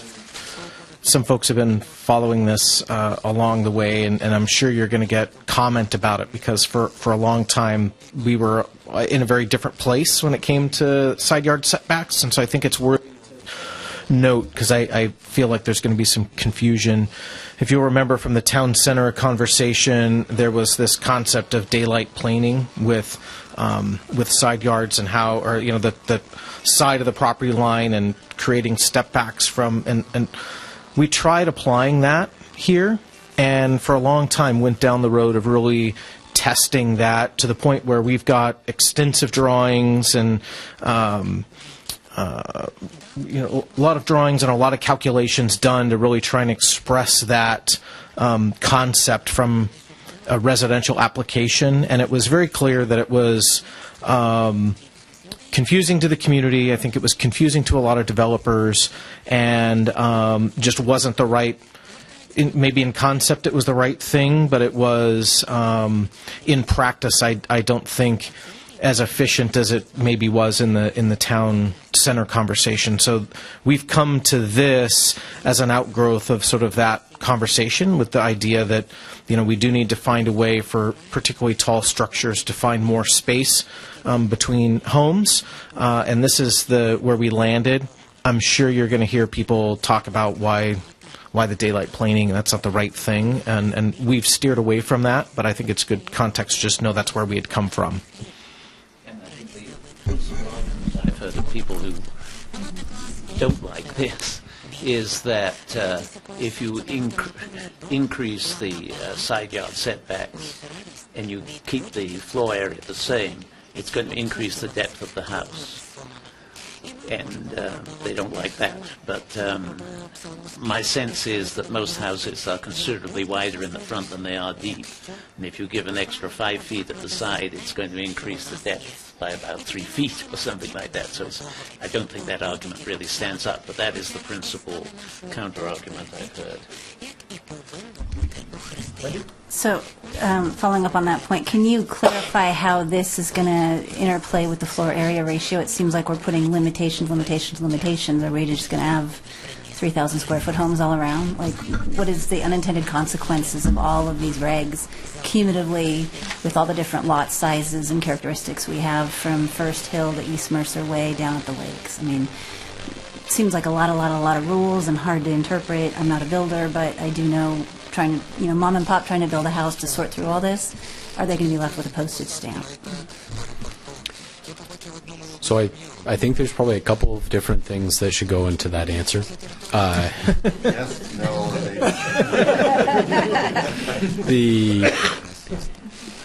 the regulations are complex. Realistically, they're complex now. We have made an effort to make them clearer and more predictable. To your basic question, one of the things we're having done by makers is a stress test, if you will, to see what could be built before and what could be built after with these new regulations. My gut would tell me that we're looking at incremental changes here, which are not hugely sweeping. We're looking at a change from cumulative width across a 90-foot lot. We're going from 15 feet to 15 feet. On a 100-foot lot, it's going from 15 feet to 17 feet. So the change, we're calling it out here because it is a change.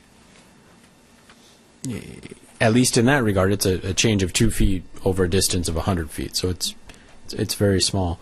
On the variable setback, this really comes into effect when we're looking at multi-story homes. Multi-story homes will already be able to maximize GFA over 2 stories. So recall we set our lot coverage standard, for example, to allow for a single-story maximum GFA house. The variable setback comes into effect when we're looking at a 2-story home. So it's already, because it's a 2-story home takes less floor area, less footprint, if you will, than a single-story. It already has more of that lot space to play with. But this is why we check at the end of the exercise. As far as the complexity and explaining it to the building community and to the mom and pop builder, if you will, we have had regular conversations with the Master Builders Association as we're going along. As you might expect, they're not particularly enthusiastic about the change to gross floor area. But that really has been the one that they've focused their concerns on, at least with me. The side yard setbacks, the lot coverage standards, the tree retention standards, so far I'm not really hearing a whole lot of concern from individual builders expressed to me. They're not enthusiastic, but it's not like, oh, this is going to kill all building on Mercer Island and we're done. For the mom and pop, I think this is where you want good professional staff, frankly, at the counter, and good materials put out following the change to explain it in something that's more easily digestible and understood by the general public who doesn't follow these along for the past 8 months we've been in this exercise. So I can go on, but I think I've touched on your points. My recollection is, Evan, that there is a table somewhere in the material. I asked a similar question, and there is a table that, if I remember it correctly, shows that you can build the median size house everywhere with these regulations. I mean, that was done before all these final tweaks. And I'm not sure about the 6,000 square foot lot, but in every other zone, you could build at least the median size, today's median size house. Yes. Yeah, and I'd observe all of these regulations will begin to break down at the margins, right? Like any prescriptive regulation. When you get a lot that's on the side of the island and it's super steep, and we start talking about a lot coverage of 100 square feet, this is when we start looking at special exceptions, zoning variances, and more appropriately so, or reasonable use exceptions. The same is true at the extreme other end, right? The very, very large lot where someone could still play games. But the objective is to streamline the process more than to complicate it. And it may seem like we're adding regulations on regulations, but we've actually eliminated a lot of stuff. So, yeah, I was just going to say that I think the language that I've seen is a lot easier to read too. So, I just wanted to say that to the extent I've read some of the regulations or drafts, I mean the language is much easier to read. So, appreciate that. I concur with that. I think the Commission's done an excellent job on this. I think, Wendy, in response to your specific request, the provision that everyone points to is the 40% versus 45%. That's the one where that's what triggered everyone saying, you're going to be restricted to 40% of your lot, which is not at all what that means, because gross floor area and lot coverage are not the same thing. So I think that's the only one which really has a practical impact. And depending on what you do with garages, that impact actually goes away. So in terms of what someone can build, it's in the value of the house that someone can build. I personally do not believe this will have any kind of adverse impact on that. I think you're still going to get phenomenal houses on Mercer Island, consistent with our community, but at the same time we eliminate the abuses that I think triggered this process, and I think the Commission has just really responded to that very well. Yep. So I think this actually got answered just as we were pulling into this topic, but I was trying to catch up, so I apologize if it got answered. On the side yard setbacks, can you just sort of grandfathering? So if I have a house that's now non-compliant because of the new setbacks, and I want to build a second story, does that second story have to be 2 feet in from the property line where it previously was, or how are we thinking about that? That could be the effect in some cases. So if you had an existing house at the 5-foot setback, yep, and you wanted to build the second story, you might have a stagger, if you will, yeah, in that upper floor. And do we have the ability for someone to ask for a variance for that? Someone can always ask for a variance, right? We don't stop them from asking for the variance. Whether or not it would practically meet the criteria, the revised criteria of the variance, just based on how we've described it at the moment, I don't think your variance criteria would typically support that. Okay. And usually that's because the variance criteria really should be for the unique circumstance, not the nonconformance that someone could adjust to, and just it's not the preference of that homeowner on how they want to manage their property. Okay. So one council person's opinion, but others may chime in. I think that if we're pushing for the preservation of the character of neighborhoods and redevelopment or remodeling of existing structures achieves that, I think, in most people's mind, rather than a scrape and rebuild, ought to think about the dispensation that we give to a person who wants to remodel their existing facility or their existing facility. I've been talking about gas stations too long. Remodel their existing house so they don't have, that 2 feet can turn it into not a great remodel. I should note on that there are a number of places, and Evan, remind me where this applies. but we've talked, I think, at length on what we would call, moderately sized additions of 500 up to 500 square feet, being exempt from a number of the policies that are outlined here. The tree retention policies were one. There were a few others that we've discussed that, and so I think we'll have to just come back and with some clarity around where, because we had that exact conversation around really wanting to not create a disincentive to actually do work to an existing house, right, and try to maintain the character of our neighborhoods by making it hard or difficult for people to actually do that sort of work. We can unintentionally, through policy, make it really hard for people to do that, and so they're sort of forced to knock down their house and build something new that might be more out of character with than something else. So I think we should come back. I don't want to try to recall, unless, Evan, you recall exactly, but we've had that conversation, and we'll just make sure that those details get spelled out for you. I just have to add here that coming from living many years in California in areas with a lot of small ranch homes, some people put second stories on, and they were the most god-awful examples of sort of putting a box on top of a house that had no reason to have a second story on top of it. So this can cut either way. You can be about keeping the character of the neighborhood because you're keeping the home, but it can also be about a really bad remodel that shouldn't be. So we can't legislate taste, right? We can't legislate taste. But what I'm talking about is you're going to end up with a house that goes up and comes in 2 feet and goes up, right? And you'll have a whole, assuming everybody remodels, you have sort of, that's the Mercer Island remodel that you're forced to. And it's not, it's not uncommon that will end up having as people try and say, oh, I've got this cool old brick house on Mercer Island, I want to redo it, but now I've got a funky step. Well, but we started out with the daylight plane, and it was pointed out to me, at least, by one real estate agent who used to be on the planning commission in Medina or Clyde Hill, and they had implemented that, and he said the result was ghastly. And so when we talked to him about so when we started talking about this, that's how we got away from the daylight plane into the step facade. And, I've seen a lot of development that's just bad because the architect's bad. So that's going to happen. I hate to tell you.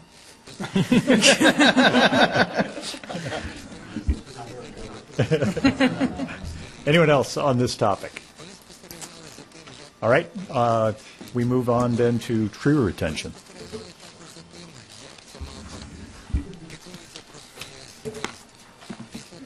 What is an undesirable tree? We have a list. Horse chestnut. Gnarly into There is a list.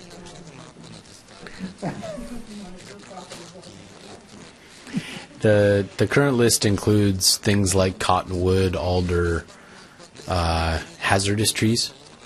I think we've expanded the list to some extent based on input from the arborists on staff, both our DSG arborist and our parks and right-of-way arborists. Typically trees that are hazardous when they grow to maturity, especially in someone's backyard, or that create kind of undesirable side effects, so shallow roots that tend to penetrate into our utilities, things of that nature.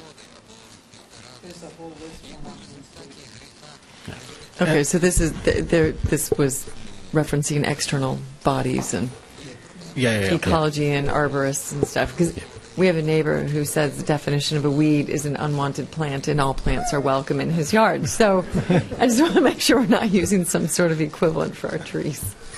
I should note also with this, we in a subcommittee engaged a few members of the Design Commission as well that have backgrounds in landscape and landscape architecture. So we did bring in our colleagues from that group as a part of this discussion. So can you tell me how this will actually work? So if you have a lot with 15 trees, you have to save how many of them? And then we already have a policy that you replace 4 to 1, 6 to 1 if you remove one. Mm-hmm. Tell me what that looks like for a mom and pop remodel. So the tree retention ordinance is probably the most complicated to explain, just to start there. But at a high level, if you're looking at a remodel, a very small remodel, you likely don't have to talk to us about tree retention at all, unless you have an exceptional tree. Small remodel will be less than 500 square feet. For a larger remodel, or a tear-down replacement of a new house, to build a new house, or a subdivision, we are looking at retaining 30% of the trees on the site that have a diameter greater than 10 inches. So if you had 15 trees on a property that exceeded 10 inches in diameter, we would require that you keep 5 as a starting point. If some of those trees were greater than 10 inches in diameter and also greater than, well, by definition, would be, say, 24 inches in diameter or larger, those are priorities for retention. So of those 5 trees, some of them are more important for the city to require retention of than others. The beginning of our value statement around which trees to retain. And if you retain the prioritized trees, there's an incentive. So that 5 trees you're required to retain might actually drop to 3 if you can keep very large trees on that site. Healthy, large, healthy. We have lots of caveats, but what you would expect would be included in this code. So if it's a large cottonwood, an undesirable tree, it's not going to count, right? But if it's a large oak, for example, it would. In the circumstances, so that's the prioritization. In the circumstances where we have an exceptional tree, so exceptional trees are fairly heavily defined in the draft code. That exceptional tree would be something we would require retention of, even if you as the property owner or the builder did not want to retain it. And identifying the point at which the city gives up on that retention is something we spent a fair bit of time in our subcommittee talking about. Because, again, we're trying to make this predictable both for the builder and the neighbor and the staff, frankly. If retention of that exceptional tree would prevent you from maximizing your gross floor area or result in the loss of a new lot that was otherwise allowed under the subdivision code, we would give up on retention of that exceptional tree. But if you could still maximize your gross floor area on the site and retain that tree, a redesign of the house addition, for example, might be required. And again, exceptional trees are defined, but generally they're very large, have a long life expectancy, and are unique in some fashion. So I used the vine maple example earlier, but we could use the Pacific Coast redwood as another example, or the giant sequoia trees, right, or the western red cedar. I mean, we have a whole list. That's the retention component. There's a permit component. So right now, if you're a homeowner and you want to take out a tree in your backyard and it's less than 24 inches in diameter, you can and it's not in a critical area or something else, you can just take out that tree without talking to the city or doing anything beyond just hiring the tree company for safety. If the tree is greater than 24 inches and it's hazardous or unsafe or something of that nature, you can again take it out. We would recommend that you document it so we know it's unsafe. But for the healthy tree that's greater than 24 inches in diameter, you do need to get a permit. Again, if you're just the homeowner who's looking to take out the tree, the permit is essentially a documentation exercise of, I live at this street address, I have 300 trees on my property, and I'm taking out 5 because they're overshadowing my roof, and I don't want them anymore. Where that comes into play is, of course, if you had that exact situation, and then 3 or 4 years later you decided, I really need to sell my property, my mom's sick, I got to move back to the East Coast, totally unforeseen circumstances, the city would be aware of the trees that had come out on that site, so that if the person who bought the property from you decided to tear down the house and rebuild, we could apply our tree retention requirements as if those trees that had come out in year one, hypothetically, were still present. Meaning, what it does is it prevents the builder from sometimes approaching a homeowner and saying, hey, I want to buy your property when you're ready to move. That might be a year from now when we close. I'm happy to wait the year and have you keep owning and maintaining that property. But in the meantime, do you mind taking out these 5 or 6 trees because they're going to be really inconvenient when I want to tear down the house and rebuild after we close on the sale? That's why we have the permit mechanism. So we know as a city what trees have come out, because of course we don't have city staff regularly driving the streets and looking for trees that have disappeared, or aerial photos generated every year with a tree count. When we're looking at, the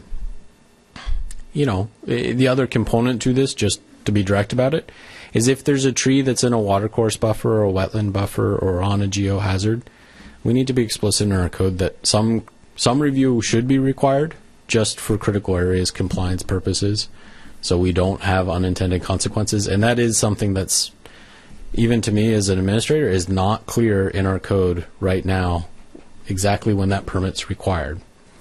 It's fairly clear, but it's not super clear. The last one you mentioned was the tree replacement.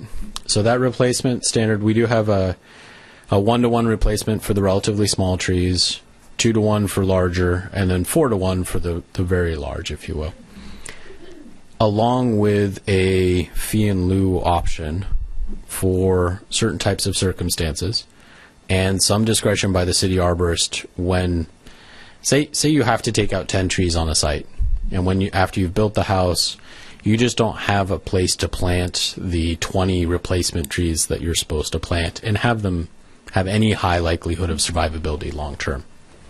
We have a couple of different options on how to modify that. One is the fee in lieu approach. And the idea there is that the city might manage a fee line item that could be used for tree planting purposes elsewhere in the city. So we might use it in our parks and our roads as part of our tree management program. And the other would be that in some cases we focus on trees primarily, but if we're thinking of health benefits and habitat benefits and things of that nature, maybe we want to look at not just straight tree replacement, but maybe we want to give some credit for native shrubs or native ground covers or things of that nature, which might make sense to preserve in that tree canopy as well. So that would be the replacement as it's set up at the moment. One thing I will note, just 2 other quick things on the tree chapter, if I may. The Planning Commission, at your May 3rd meeting just this past Wednesday, did recommend that we do away with the landmark tree section, which I think has been used once or twice. It's a current section in our code, and I think we're looking at potentially getting rid of that. And then the landmark trees, no, this would be maybe a holdover from the initial iteration, and it was something that would have been preserved even more aggressively by the city staff if we had a tree that was designated as a landmark, but it required the property owner to self-nominate or to have the city accept a nomination for a city-owned tree. They also like champion trees. Yeah. It was essentially a covenant placed on a tree. So if you can think of, as a property owner, I could put a covenant on my tree that says, in perpetuity, you can't do X, Y, and Z, and I think there were only a couple, and they were on city property. It was essentially an unused piece of code that really, who's going to impose a covenant on their own property? What's that?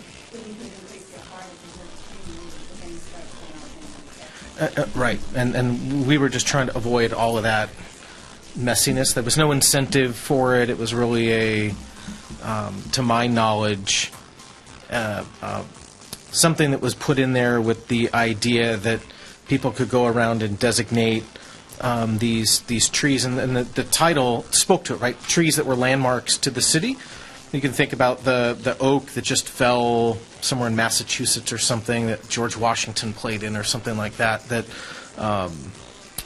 were truly landmarks, but I'm not sure there were any that really fit that designation, and you could only do it if you owned the property or you could petition the city to do it on city-owned property. But again, there was not really a great mechanism to go through a review and to do that.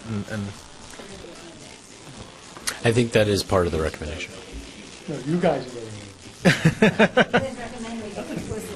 One thing that that we haven't necessarily specifically talked about, we've kind of talked about generally, but as a practitioner, one of the big frustrations with the city is that you come in for a pre-app, and everybody on the staff who's pertinent to your permit is there except for the arborist because he's only part-time and he's totally overbooked.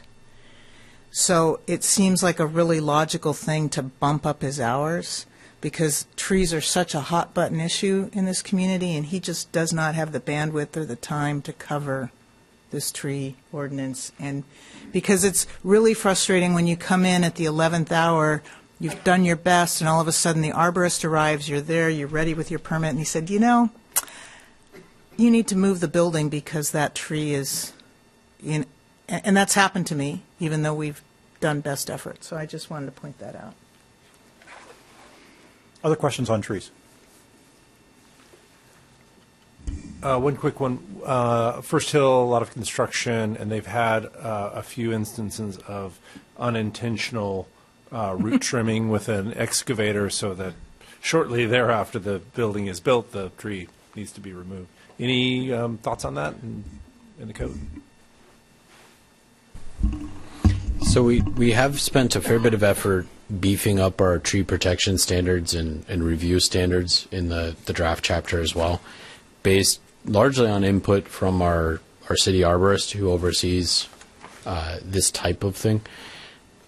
I do think we've given a lot of thought on the type of circumstance you've described. So at a basic level, what we've done is describe what the protection standards are, and then allow the arborist some authority to move those standards up or down in terms of protectiveness, depending on the site-specific situation.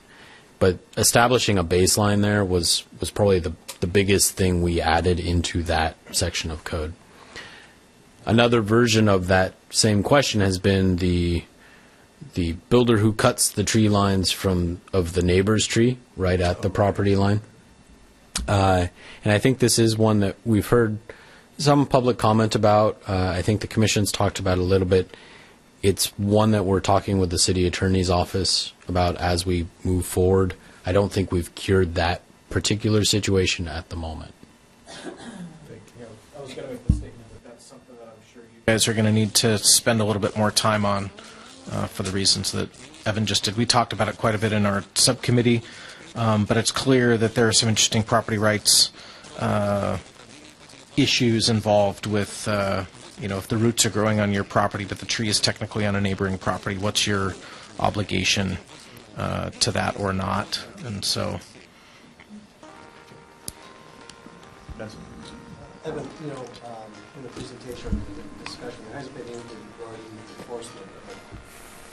If somebody doesn't get a permit, that they're supposed to get a permit. I mean, is there language in the regs that talk about enforcement procedures? And what are they in general? There is language in the draft regulations right now as to enforcement. The code compliance, code enforcement discussion, I think, is also one that we've been looking at as a follow-up ordinance.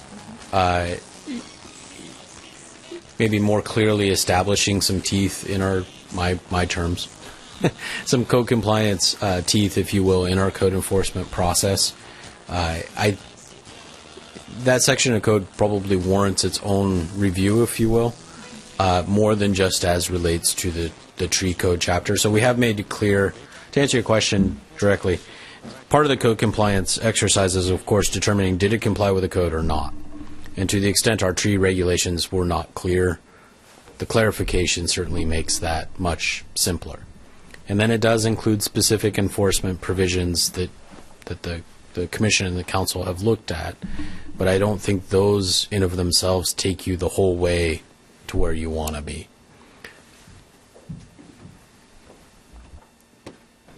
So this tree permit system you guys are talking about recommending, how would that run with the property for now and forever and always, as we have an asset management system, or how would that work, and how long would that be monitored? Well, for the purposes of talking about tree retention, we have a 5-year rolling retention period. So the idea is that we're trying to retain trees over a given span of time. And that idea is out in our peer jurisdictions to some extent, if we want to explore our comparables. It is true that we track permits long term. Our archives here are fairly deep. And this would become a new permit authorization where it's a standalone approval, which is already there to some extent as a tree removal permit, or as part of, so if you're building a new house, you need to get the house permit, and the tree review is part of that house permit. If you're just taking out the tree as a property owner in your backyard, the tree permit is the proxy for the building permit for the house to allow us to do that thoughtful accounting for retention purposes. And yes, that would be tracked long term. Okay, let's move on. Large lots. And let me just ask, we're 2 hours in, we've got less than an hour to go. Okay, keep going, people need a break, and if you one or two, just go take a break and come back, or if it's everybody, you can stop. Keep going, all right. Large lots. So, anyone, questions? Well, we kind of covered this, didn't we? Yeah. Okay. I just want to add, again, as color, because I think this is the opportunity to do that. Getting back to the premise of, what's the purpose of zoning, and the idea being here is that if you're, there should be an explicit incentive for if you have a lot that's more than double the size of what the intended zoning of that designation is, the underlying zoning, that all of the policy direction should be towards subdividing that if possible, and if you're not, being explicit in sort of what the limits are, encumbered upon your property, particularly around siting of your house and those sorts of things. And so, at least for me, and I was an advocate of this idea of large lots, is just making sure that there's very clear direction that the intent is to either subdivide that lot right off the bat, to design whatever layout of the house you're doing in conjunction with, consistency with what a subdividable lot should look like and should function like, or to record a covenant basically saying that you're waiving your rights for subdivision because you want to put your house right in the middle of that 2-parcel lot, if that makes sense, saying that you're not going to come back and try to subdivide it shortly after, and in creating an incentive for people to just go forward with the subdivision right off the bat versus trying to work the system and saying I'm going to create a single-family home and then have a certain set of regulations around a short plat, for example, and then coming back later and then short platting it and then having only one house be sort of encumbered by those subdivision rules. So, I'm at least making the point that, I was very directed, and this to me ties in with the house size, being just very explicit around what's the intent of the underlying zoning for the property that you're on, and having the policy be directed and congruent to sort of so-called enforcing what that designation is. Construction permits. No discussion. I mean, there's no discussion. Of course. Dan, I appreciate the explanation. I'm just curious whether or not if there's been a number of cases of this kind of abuse that has occurred, and Dan's, of course, nodding his head, so, okay, all right, so this is real work for sure, okay. Go down to the corner of 32nd and the street that goes along the water, and it's sort of interesting. It was part of our charge. Yeah. The specific, application of this, right, is the co-siding of utility corridors and utilities as they move through the properties, reducing the impacts of driveways, shared drive space, those sorts of things. And some of those policies you may want to revisit separately. I have opinions on some of those as they exist, but notwithstanding the fact that they do exist, and so people are trying to circumvent those, whether you agree with them or not. And so whatever those are, that's sort of the intent of this. I'll try again. Construction permits?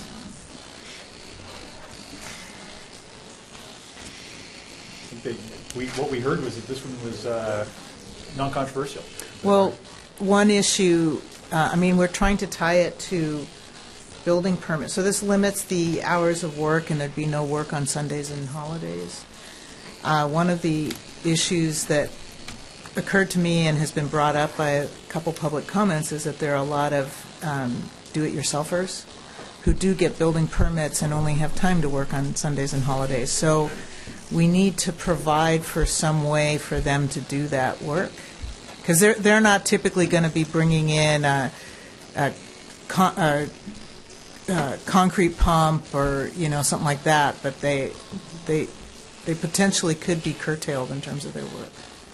But remember this, you already put in a provision which restricts this to only the people who have building permits. So that's automatically gets the universe down to a much smaller number. And this only covers noise. It doesn't cover construction itself. So it's the noise impacts and that this is trying to curtail. But say you have somebody who wants to re-roof their house, and they have a nail gun. So they're doing it themselves on a Sunday. That potentially could stop them from doing their work. Yeah. So that's something that needs to be considered. Okay. Another issue that was raised is the issue of religion. There are people who observe Sabbath on Saturday, and then this essentially gives them no weekend day to work. So that was just one issue, that if we're going to pick a day, it has an implication as to which day we pick.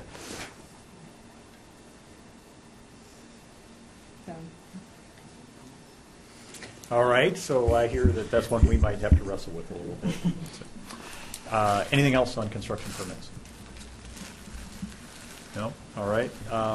Deviations and variances.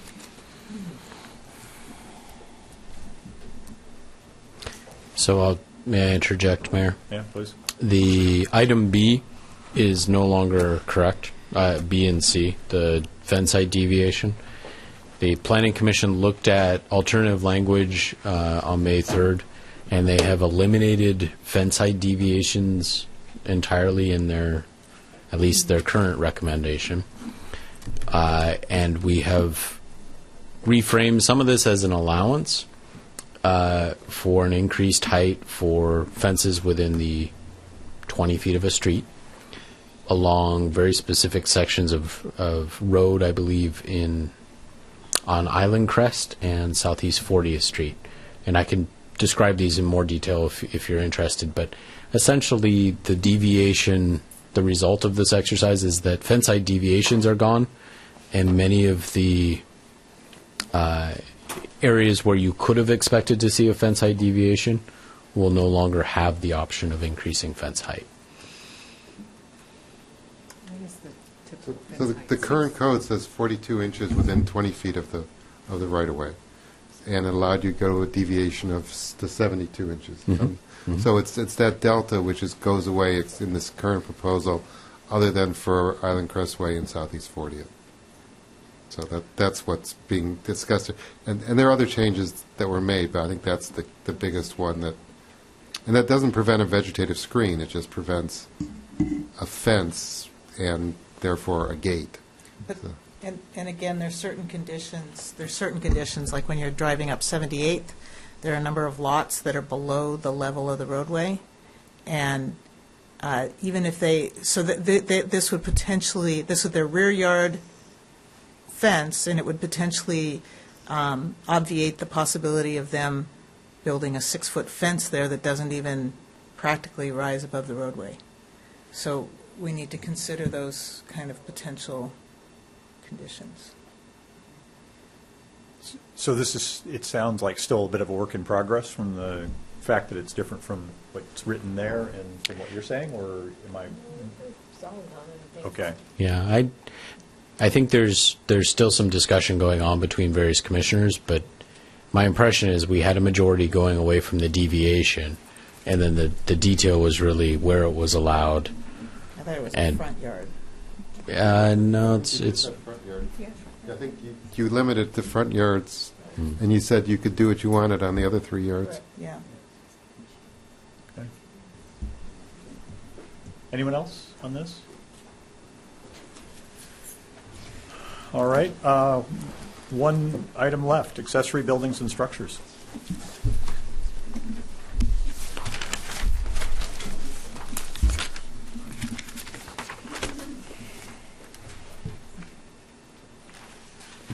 Questions?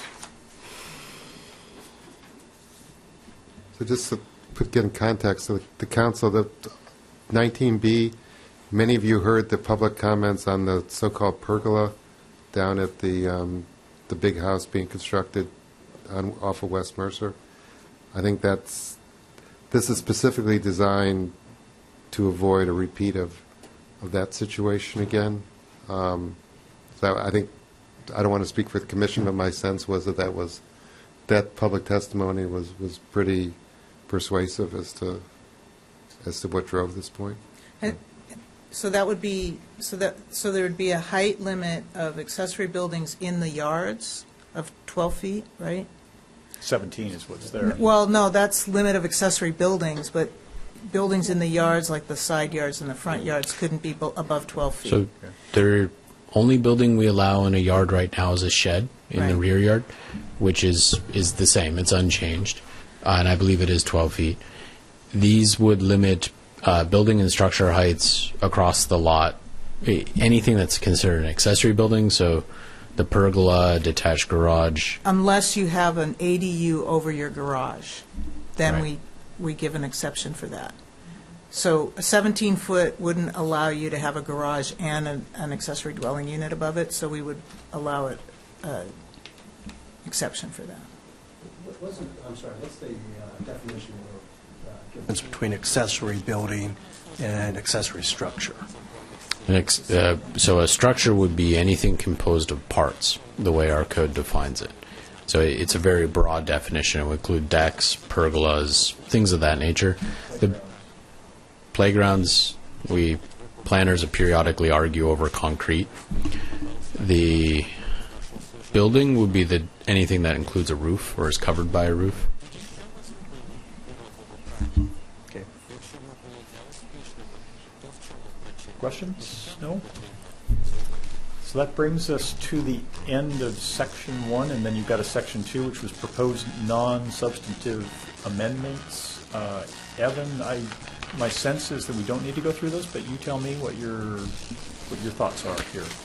I think these are brought. They almost garnered no interest or attention from the public. So unless there's something a council member wants to call out, I don't think there's probably much fruit to going through these. Okay. Council members?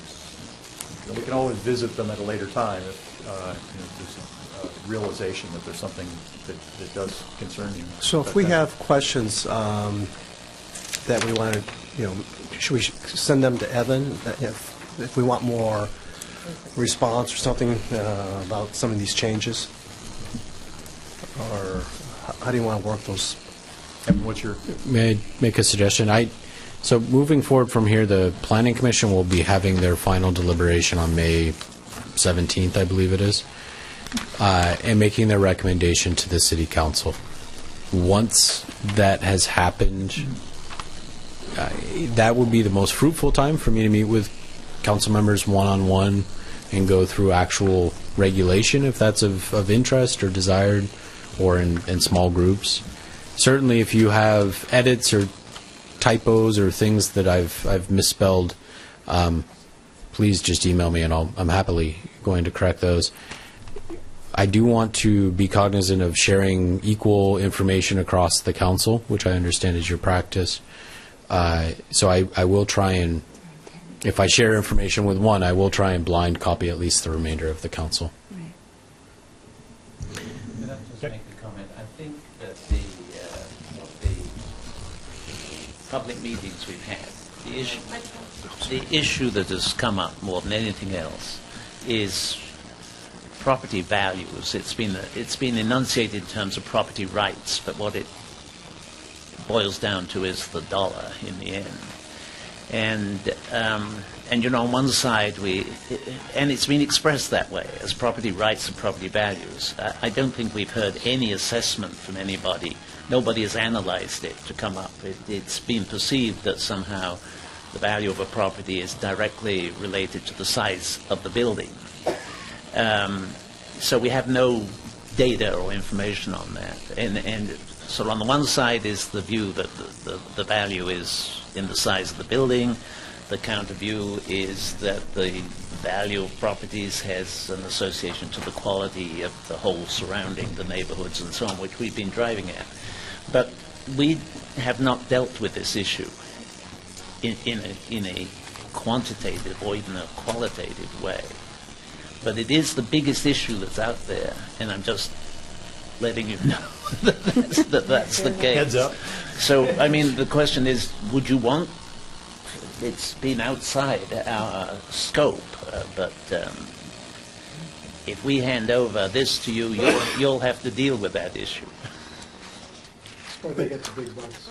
Yeah, I'd love Dan? for you guys to deal with it. You know, I think what will be interesting for the council, I mean, I have read the 90 pages that you were referring to before, and it's a lot of reading. We're all going to have to do it before, by the time it comes to the council.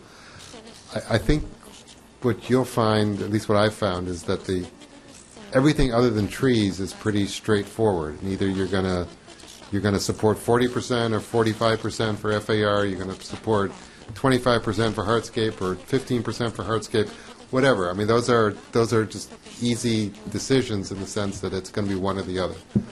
Trees is really complicated, and this rewrite, I mean, the commission dealt with a very difficult area and came up with an ordinance which is I think Wendy was sort of alluding to it already. It is a complicated ordinance.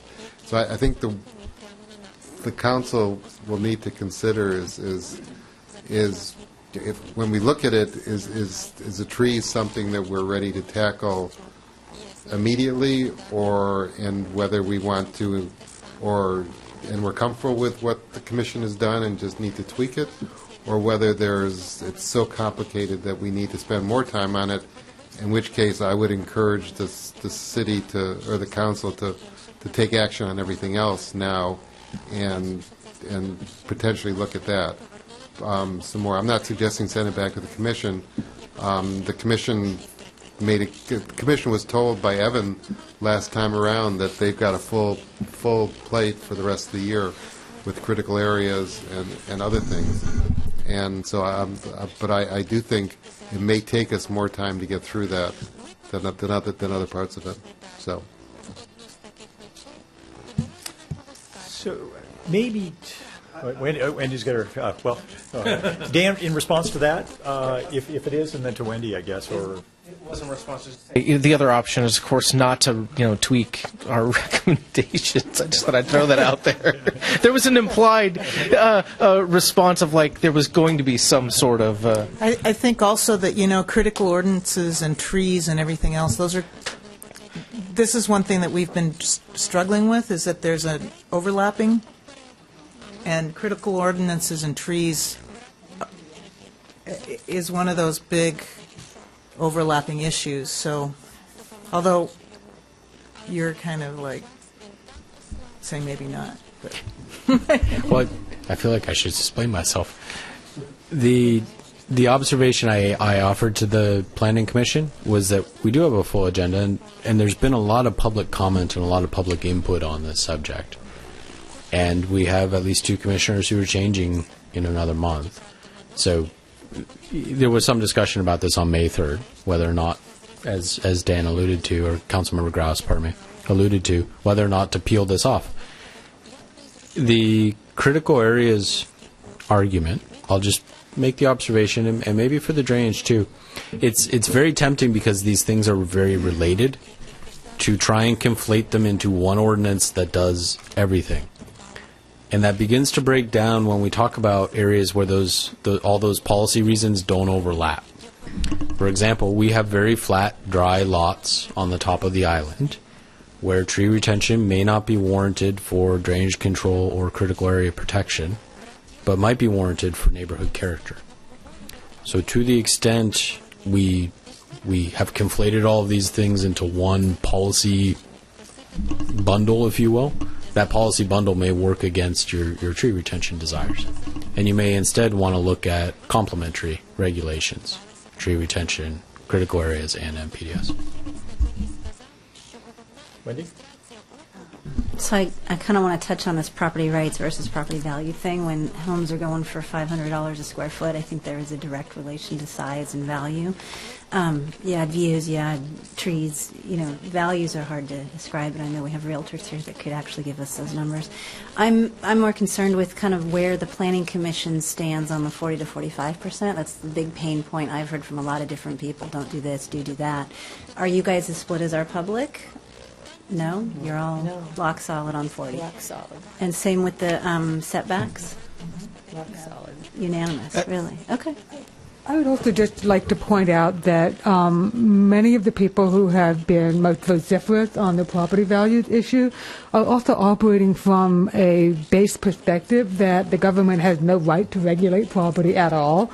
And so I think that we all kind of agree that that's not the case, and that there's ample case law and precedent, and every municipality and every government body in the country regulates land use and has standards for residential and commercial development. So not to discount anybody's opinion, but I do think that sometimes if someone is coming from a perspective like that, there may be no satisfying them. And so they may be saying, don't change anything because they distrust that a change we make is going to be positive. But I think that for those who may not be operating from the perspective that this whole enterprise is illegitimate because it's all property theft, it's infringing upon our ability to do anything we please, I think that there are a large number of people who are amenable to a rational discussion of how this may not have a negative effect on their property values. But I just wanted to throw that out there, that there is some of the most vocal minorities are people who may be impossible to please in any way, shape, or form. I also want to point out that we've been, for those of us who've been on the island for a while, this isn't the first time we've been to this rodeo. And so we went through this 21 years ago, and the same argument was brought up.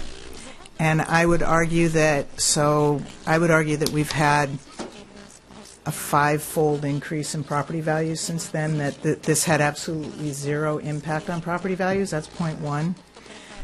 Point two is that I think that a lot of this opinion, this vociferous minority, is coming from speculation. People who are maybe wanting to make money off of properties and then split or not be part of the community. And that there are a lot of people who feel like, as it's already been stated, that their properties have been negatively impacted by this excessive desire to max out every single regulation. And so like I said before, this has been an exercise, like an extreme exercise in cause and effect, and we have, I think, found a really elegant balance in terms of trying to meet all of these needs. And let me ask then, come at this just to maybe get you in trouble still, because you're not in trouble in that direction. But is there anyone who's really looking at this and going, we aren't going far enough? We're going to still end up with McMansions, just slightly smaller McMansions, and so I'm just. Is this really smack on the right balance, or is? I think as a It's commission, imbalance. we are very much in balance. I mean, I think there's probably I personally wish we could go more, but that's just a personal opinion. And I think we've really go ahead. Yeah, I mean, it is a balance. I mean, I'm very conscious of there needing to be a balance and wanting to find it.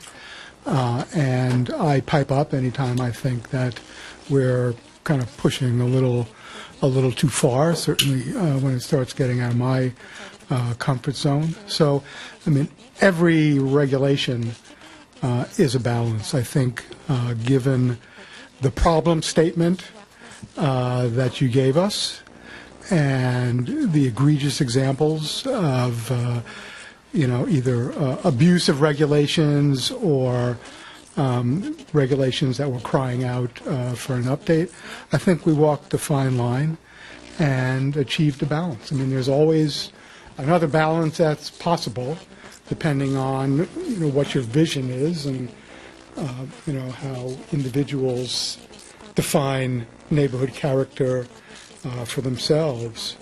But I think we feel this is pretty reasonable, middle of the road, actually. I mean, it could go further. It could be laxer. Let's put it this way, everybody's upset with us, so. Welcome to life on the council. Just to add my color to that in the same vein, I think of this as, Mayor Bassett, you said this earlier, we really tried to clean up the edges, tighten up the lines in which we're drawing, make them simpler to understand and follow.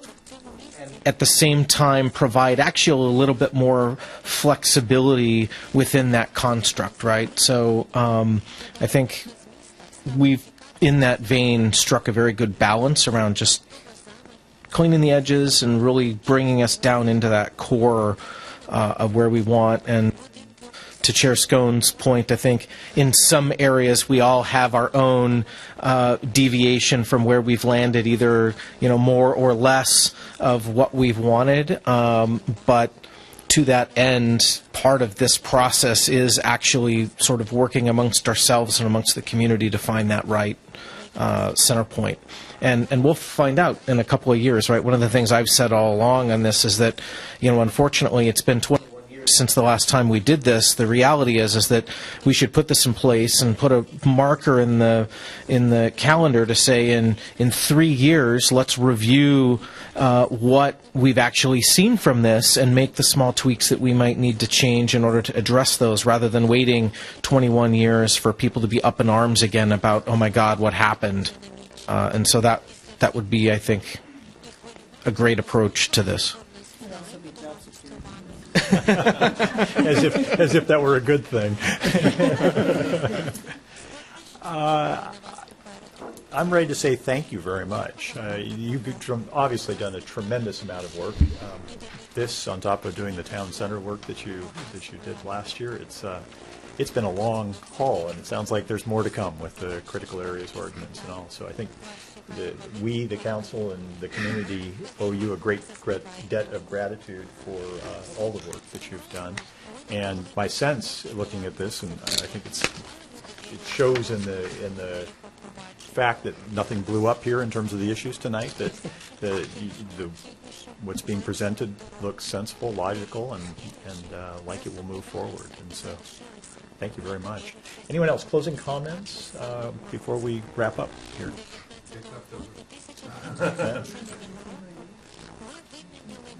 I'm sorry? Oh, yes. Oh, you're welcome. Welcome. You should get the watch. We have other boards and commissions here. Don't push it. We have open council seats if you're interested. Well, thanks to Evan and Allison, because I think this was, you made it extremely, something that's ultra complicated, really easy to understand, and easy to sort of sort through, so thank you. Come back to the council. If you could identify some important dates. So it comes to the council on June 5th, and then I believe the council has a public hearing on June 12th and a follow-up study session on June 19th. When is the maker? Has makers already started their analysis, or how does that? And will council have that? At what point will they get it? So the council has access to anything that the planning commission would see. The maker's material, I'm hoping to have by the actual meeting date, May 17th. If I have it any sooner, I'll share it with the commission sooner. I suspect there may be, based on some of the comments we heard tonight, there may be additional council requests for illustrations or things of that nature, which will need to follow the May 17th date. And then on the 17th, we'll, just for the other commissioners, we'll have the completely rewritten code, which will show all the new, and plus the edits, plus the old code. So you can kind of compare and contrast. You will have a completely new code with all of the edits that you've discussed so far. You will have my cut at your accompanying list of recommendations to the council, some of which have been mentioned here tonight. And then, as I said, my intent is to try and have that maker's material for you as well. Makers, of course, is our consultant, design consultant. Anything else? All right, then. Thank you very much. The council is not going to be adjourned. We're going to, let's assume we return to our executive session at 8:45. So you got seven or 8 minutes to take a break, stretch, and again, thank your planning commission members.